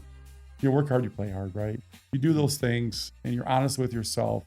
You can be successful. But if you are fat and lazy, or if you think you're entitled, or you think you're owed something, you're fucked up. You don't work hard. I don't know anybody that works hard. I know anybody that works hard because you can't tell me what we're doing today is work. Right. No, it's not work. You can't tell me going to a ball game with a customer is work. It's not work. Right. You can't tell me being a video officer is work. It's not work. When they say you like what you're doing, you don't feel like you did anything. It takes up your time. Right. Sure, we can't go home and watch the football game because we're doing this or whatever the case may be, but it's not work. The poor bastard at Ford putting tires on those cars is work. Yeah.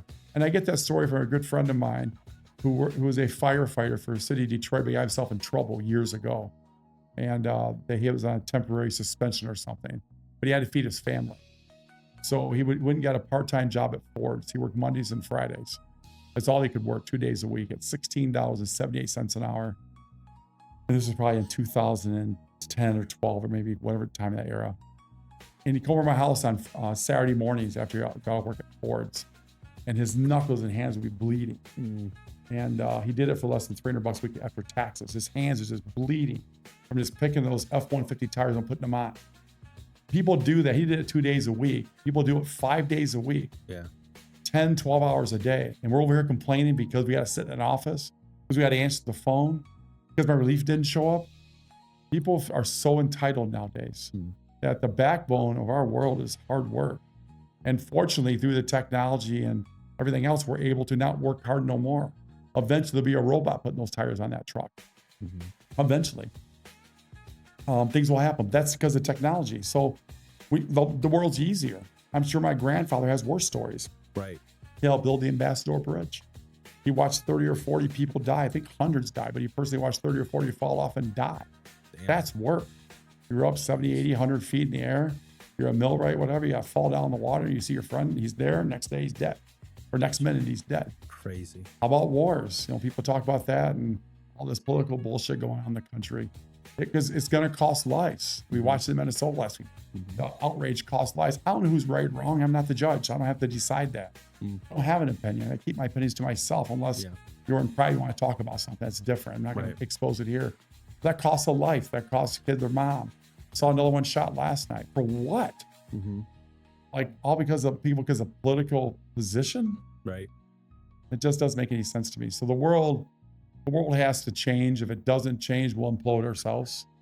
To what extent? We'll be a Venezuela. We'll be starving and stand in line for food because if all the jobs are eliminated. I saw this morning where they do insurrection law in Minnesota. If they do, that town's fucked. Yeah. There goes the kid in the dance lessons. You took your daughter each Saturday to dance lessons or Johnny's football game or theater or school or whatever. No, that's all gone. Now the kids that are probably affected by COVID are back in their houses, playing video games all day, not being educated. And those are the kids going to be around in our world tomorrow. What? Right. We're better than that. So I really like what you said about just the whole like Minnesota thing. I'm honestly very, very similar to you. I'm like, I don't have an opinion on that. I'm not the judge to say who's right, who's wrong. I wasn't there, and even if I was, it's just one of those things. It's I'm just like, you don't I don't know, you don't want to people have way too many opinions. I feel like everybody wants their opinion to be heard, and they have to give it out, right? And some will die saying I'm right because of these reasons, and I think that's what's going on. I feel like that's what's going on with politics right now. Is you got the people who are very one way and the other people who are very the other way, and instead of coming together and being like, hey, let's meet in the middle, right? It's like business, right? There is. I'll tell you a story, and maybe I shouldn't because it is still under investigation. I'm just forming an opinion just based on what I saw on videotape. It has zero value, but it probably is accurate. We own a bar. On New Year's Eve, this couple is leaving. They're going to back their vehicle up to I assume accommodated another patron. It was really cold that night and snowing, so I suspect they were trying to make it easy. As they're backing up, there's a crowd of people at closing time. And I assume the driver said to his significant other, "Can you tell those people to move?" Well, she gets out of the car and she shoves them. When she shoves them, what I think any good male does is he doesn't disrespect a woman. Mm-hmm. So it appears that this father and son decided to go and talk to this driver about his wife's or significant other's behavior. And the guy responded with a pistol to his head and shot him in the head. And then the fight ensued and he shoots the son in the chest. What the hell? So, and that happened, and he was arrested and charged, I believe, with 12 felonies and everything else. So that's how the problem was resolved. The world I grew up into, if your wife was rude to me, I'm not going to say anything to your wife. I'm going to talk to you. Right. I'm not going to fight with you. Like, listen, man, check your wife. She was a real asshole to me. Just be aware, just FYI or whatever I'm going to say. Mm-hmm. You're not going to get your pistol out. That was his solution to the problem. Was grab his pistol in the car, appeared to be in the council. Boom. What? Right. You just took your whole life and threw it away because the man wants to talk to you about the way your wife just treated all these individuals.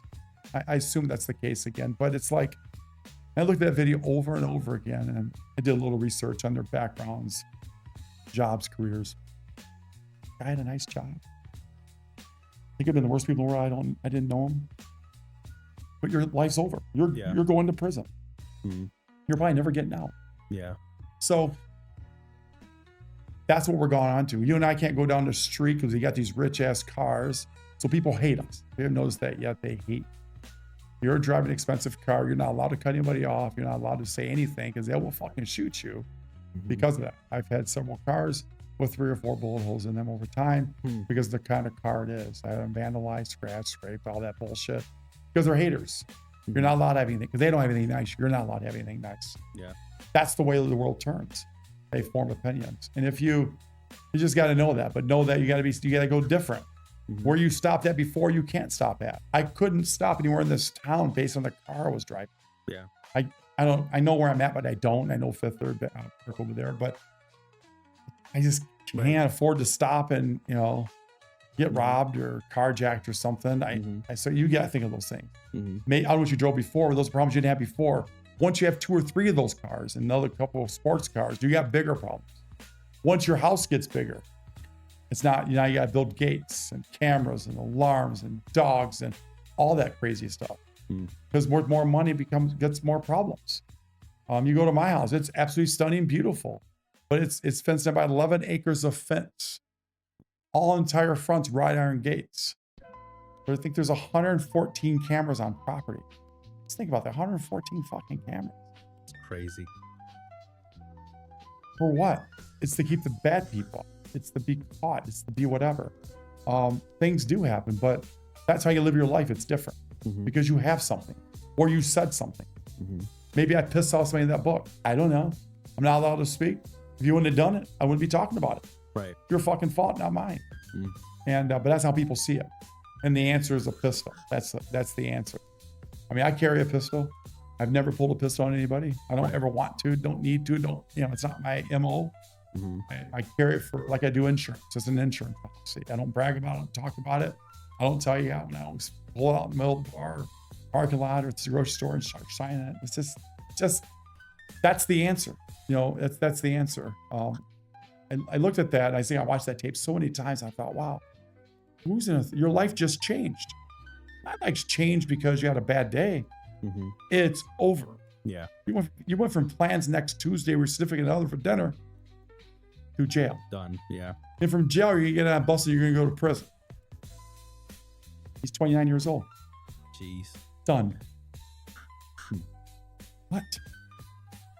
One thing I've kind of noticed in my short, I guess, years of, I don't consider myself successful yet, But the little bit that I've had is, you know, people root for you when you're like going to the top, or you're on your way to success, and you're building this business, and people are rooting for you. But you get to, there's like a point, and I'm not exactly sure what point it was, where those people who root for you start to like hate you, not hate you, but like just, you can feel the energy of like envy. Fact. That's where motive comes in at, because they want something off you. When you tell them no, they get angry. You have money, can I borrow $1,000? You tell them no, you're an asshole. Just because you have some, you're not entitled to it. When we sold in 2022, everybody we employed, or most everybody, made 100% more than the industry allows. We paid some outrageous amount of salaries. And when we sold, many people were like, what do we get? Nothing. We worked with the new buyers, and they're going to keep you employed for at least a year. And then from there, you have to, make your own way. It's better than a severance package. And you get to keep same job, same medical, same this, same that. It's a good deal. And they all talk shit. It's like, really? And what we should have done, we should have said, we could have got more for our company if he could have brought his own people in. Yeah, fuck them. They're all fired. Just go ahead and we'll take the extra, whatever amount it was. And then we're going to give you a 6-week severance pay to our employees. Then we've been heroes. Right. But instead we gave them jobs. Or we didn't give them jobs, the new company did. But it's like, the people grow to hate you. And the more you have, the more they hate you. You'll pull into a parking lot. You did something wrong. This happened to me 50 times. It's going to happen to you. You'll pull into a bar, parking lot, or a restaurant, whatever. And somebody pulls behind you. What the fuck you think you are? You cut me off. Sorry. But if you were driving a rust bucket, they wouldn't have bothered you. They'd be afraid of you. They would think that you're a stereotype then. You got a gun. You're a criminal. With a G-Wagon, you're a dope. That's what you are. You're a dope. That's your reputation.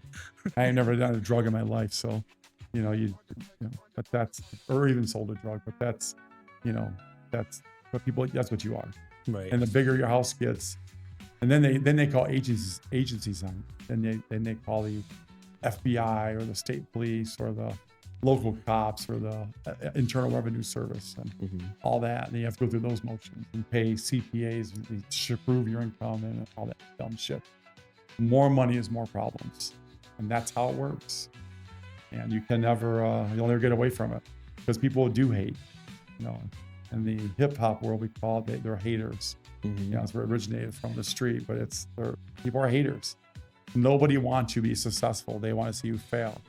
And unless you got a mouth, I like to think I got a mouth, I got a voice, and I'm okay. And if I ever get harmed, I got that covered too. So, You mentioned agencies, and I was reading on my notes here that you were actually a private investigator, right? I was. Do you talk about do you have stories of crazy stories here on your book here? I do. I spoke about one earlier about the guy who was being raped by his doctor. That was an investigation. I talked about several of them. Yeah, they're fun. Those were the days, but there are also bad ones. Early on we do investigations for fun or for money.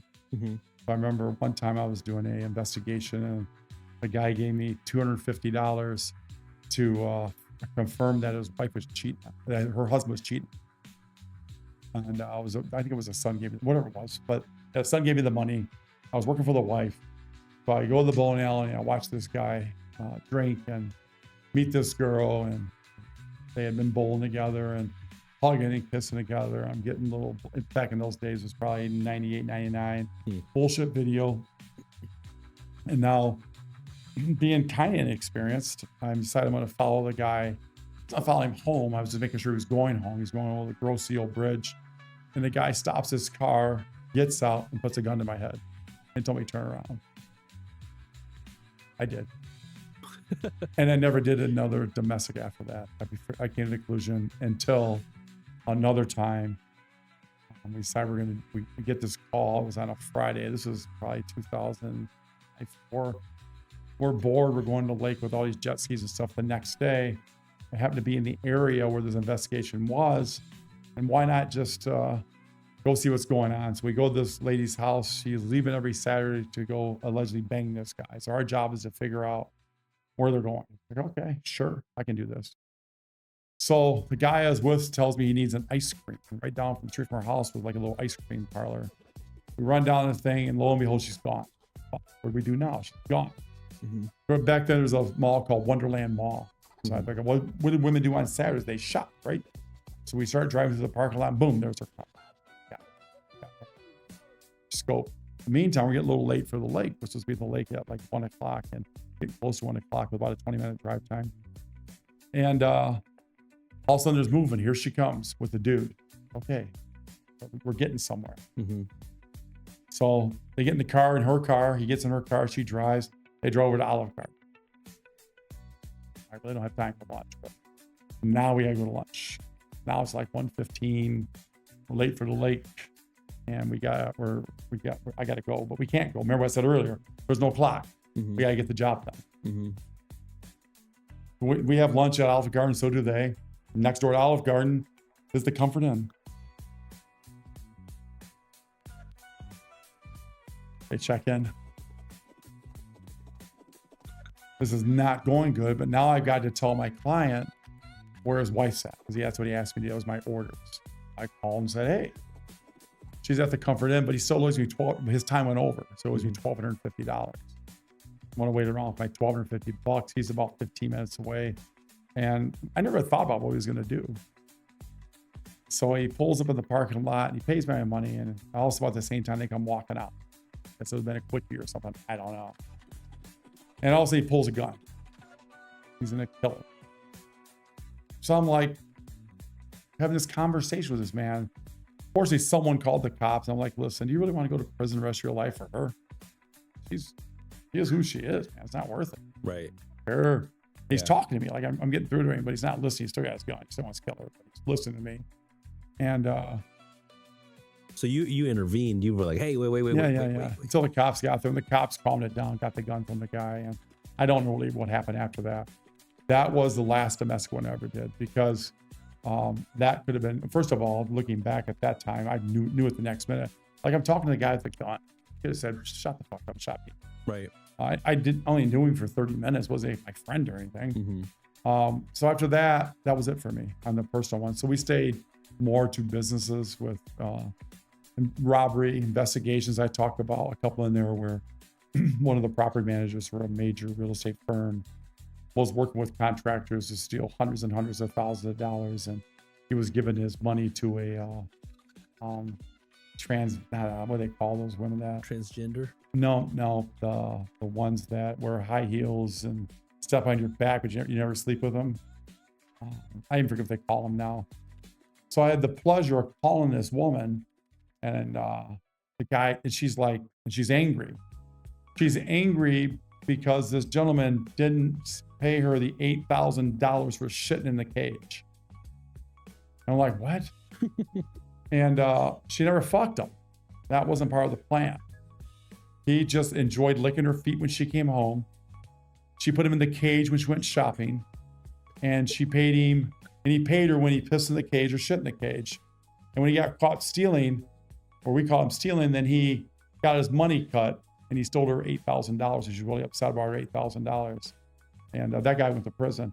But that was a fun one, because that was what it was like. This guy who had this job that was an incredible job, making lots of money, it turned into this freak that right.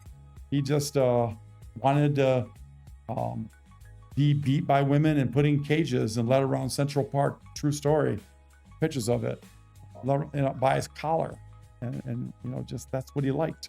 That's crazy. So people are fucked up. So I remember talking to her multiple times, and we eventually found it entertaining. We recorded all the conversations, and for like 3 or 4 years after that, just when we wanted entertainment, we just start playing these fucking tapes. Like, I'm just pissed off. He shit in the cage, didn't pay me. That motherfucker owes me $8,000. When he pisses, he pays me $4,000. He was dead serious. And if he was a good boy when she was gone, he got to lick her feet. Hearing that is how fucking people live. This is when I realized people are fucked up. This guy is an executive, a big leader of a company, big name, wealthy guy. and you're going, the same man that gives directions every day is sucking some lady's feet when she walks in the door as pleasure, and you get put in a cage hoping she comes home. Like, when there's a house fire? Right. So people are fucked up. So I learned that early on too. Like, yeah, people do anything for, in their life. So, you look at people, just imagine that guy you're talking to tonight might be in the cage at nighttime. I don't know. So I always try to keep my life normal. My life as normal as possible. I was raised in a blue collar household. I always say I'm a hillbilly by nature. My family's from Arkansas. I'm proud of it. I pretend I'm poor. I dress like I'm poor. I don't talk like I have money. I got lucky, and that's it. So a lot of hard work and a lot of luck go on with it. Was a good, menu for, I guess, success as I define it. But it was more than just luck. A lot more than just luck. Yeah. To wrap up this episode here, I wanna just ask you, what was the thought process behind the cover? Well, anybody that knows me knows I love to play poker. I don't think I'm good at it. Some days I think I am, but I'm not. But I love poker. So what I did was I took 2 watches, and the one watch is on my wrist. It's a platinum Rolex watch, presidential. They make, I think, a couple a year, and they're valued between, I don't know, $250,000 to $500,000. Jeez. So a lot of people say that's AI work, but it's not. You notice it's actual original art, because on that picture is my watch. And also, if you look to the right of the watch, is this ring on my finger. That matches the watch. That one, right? That's correct. Yep. And that matches the watch by design. So that's worth about $125,000. So the other side is a less valuable watch. So it's 2 people playing cards, Texas Hold'em. And you'll notice the guy I'm playing, I'm the guy that has the aces. And the guy holding the kings on the flop, it's a king, ace, 2. He has 3 kings. He has no clue. The chance of me having 2 aces is, I don't know what the odds are, probably $1 million to 1, $2 million to 1 with him having 2 kings. Jeez. Yep. So the idea behind that was we're going all in. I think every single day, including this book or the next business venture, you're all in. The next house you build or whatever you do, you're all in probably. Yeah. So I went all in. It's at the end, we never know who wins until the end. I know one of the last pages of the books is an ace of diamonds. I win. I got 4 aces. And that person loses everything. Because I like to win. I lose a lot of battles. I do. All I care about is winning the war. And a lot of people get so happy winning battles. I can lose battles. I won't win the war. So anybody else I've ever come up against, I'll say anybody else, I've always won the war. I've lost some battles. Right. And that book will tell you that illustration is about. Yeah, looks like he's going to have 4 kings when it's all said and done. Right. Or 3 kings. We'll never know. Yeah. He's happy. He's all in. He's putting his watch, his ring. Yeah. We talked about house deeds. We talked about card titles. We kicked around everything. We kept it simple, poker chips. We wanted real art because everything's so AI generated. So we were able to accomplish that. So that's what we did. And so anybody that gets into it, when anybody collects watches, will know the value of those watches and how hard they are to come by and what they cost. And it just goes with it. Same thing with like the cars and, they're all just material things. At the end of the day, when we leave, we all leave the same way. We all came here the same way. But let's have some fun in between. And that's where people miss it at. Let's have some fun. We already know every day is not going to be perfect. It's not going to be. We're going to have our problems and issues and financial difficulties and everything else, but let's get through them. So at the end, we have some fun. And I think life's fun. I think without people, we can't do anything without people. And people just fucking, stay in their lane, just do what you know best and stay with what you're good at, but respect. You only always got to agree. And when you don't like it, leave. Try to fuck the person. Yeah. Get the fuck out. Go home. Go get another job. You may win a couple rounds, but you're going to get knocked the fuck out. That's what's going to happen to you. And that's called winning. Get in a battle. Pussies win battles.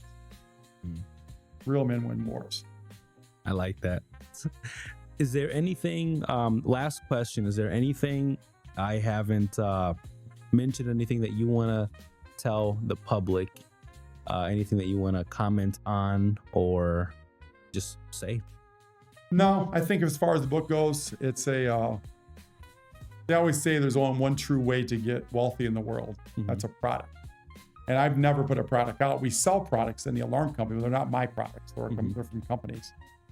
And that's really, I believe, my first product. Now, do I go out and expect to go out and make millions of dollars off of it? No, not. But what I've learned through this process is but I was familiar with it kind of through the record business. I know how to distribute. I know how to sell. I know how to get into borders and bookstores and places like that the average person can't get into. So I have I know how to do it.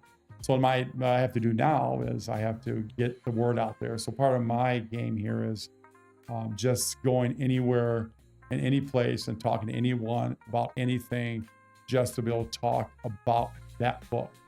And the reason why is once you buy that book, I know who you are. And whatever the number is, I end up selling at the end of this, period of time. And like a record, will probably take 3 or 4 months for it to catch fire. It won't catch fire March 17th when it's released.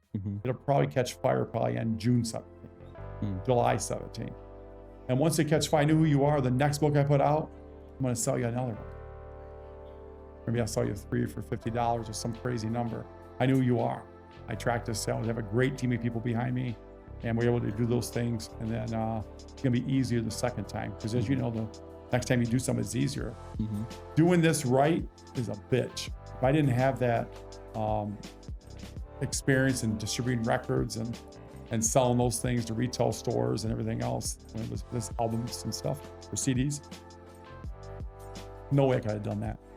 Just to do it quality. Yeah. When you read it, it's well written. It's no bullshit.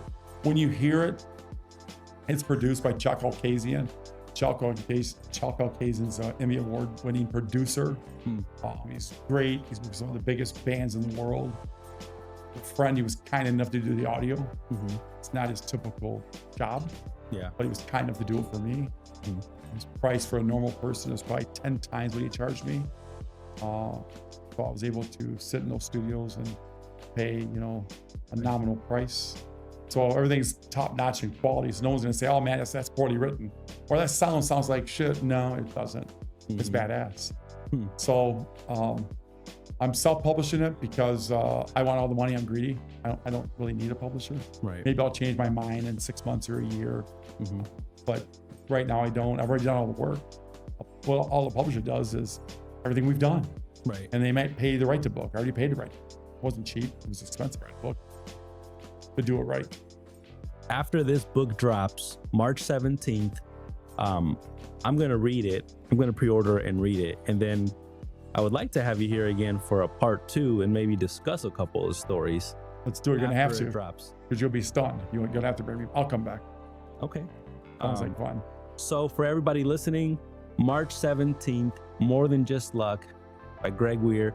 Where can someone go on right now and follow you? TikTok, Instagram? You go to TikTok, Instagram, or Facebook. And on February 1st, the website will be launched for pre-orders at morethanjustluck.com. Morethanjustluck.com. Pre-orders February 1st. Greg, thank you very much for your time. It's been a pleasure talking to you, hearing your stories, and I'm excited to have you again. You've got a lot of I love how you think.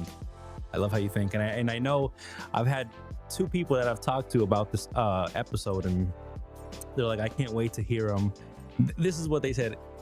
Well, one person said, I can't wait to hear what someone who's got all these car collections, which, by the way, how many cars do you have, if you don't mind me asking? A real number, I really don't know. I think around 42, 45. That's what Ramon said. It was in the high, but he's like, I can't wait to hear what he's got to say. So I know people are gonna be waiting for this to drop in. Should drop, I think, February around I'll get you the date, but mid-February. And once again, everybody, More Than Just Luck. go pre-order February 1st at Sir. morethanjustluck.com. Thank you very much. This is Nothing Fancy. Oh yeah, Thank you. that was fun.